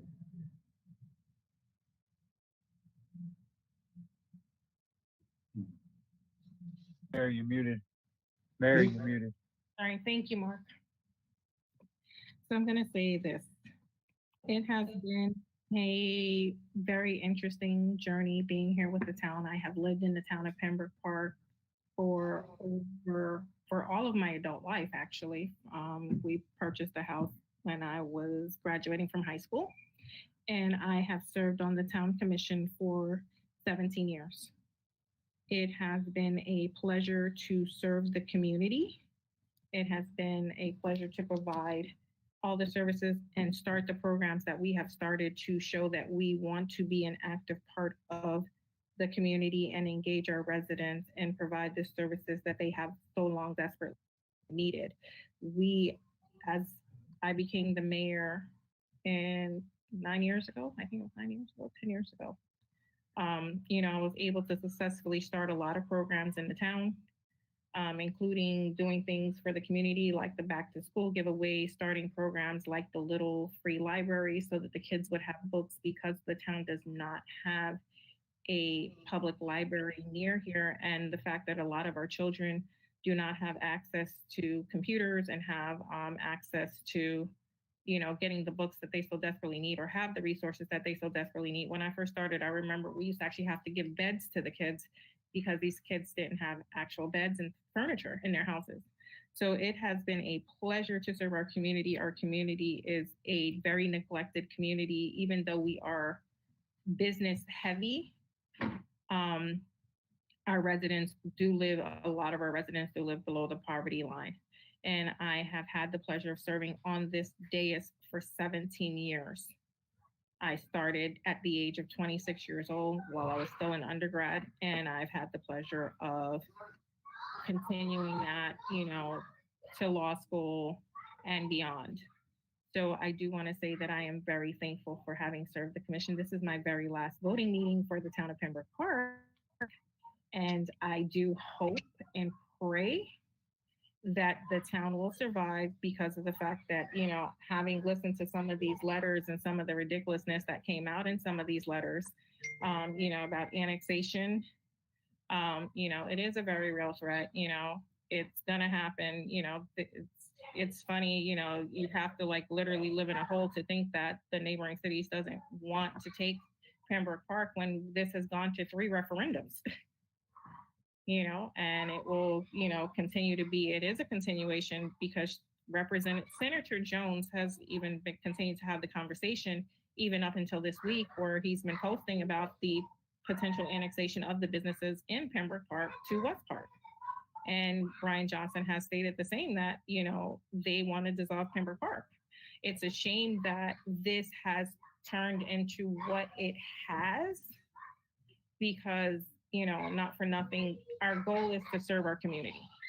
That's what we're here to do. We're here to serve our community, to provide the best possible services we can for our community. And it's, it's comical when I hear statements like, oh, I wanted BSO to watch my kid. Well, no, let's have the full conversation. There was a lady having a diabetic fit laying on the ground and my son was with me and I asked them to watch him while I go rendered aid to a lady who was having a diabetic fit on the floor. Or the fact that the same BSO deputy that stopped a loved one was later fired by Sheriff Israel because she also shot bullets into a car where the person was parked and sleeping. And the lady was actually fired, but they were also told that she was a wrongful hire to begin with when she first was hired. So it's funny to hear that people take and mistake statements and twist things around to put people in a negative light. I've served this community for 17 years and I will continue to do whatever I can for my community wherever I'm at. So I do want to thank this commission. It's been a pleasure meeting some of you. It's been a pleasure working with most of you, and I will do whatever I can for the commission and for the town. I will continue to provide services to my community as I always have. So I want to thank everyone. And that's it. So announcements, the next workshop is October 28th, and the next regular meeting is November 10th. With that, I'll entertain a motion to adjourn. Motion to adjourn. Aye. Second. Aye. Aye. This conference is no longer being recorded.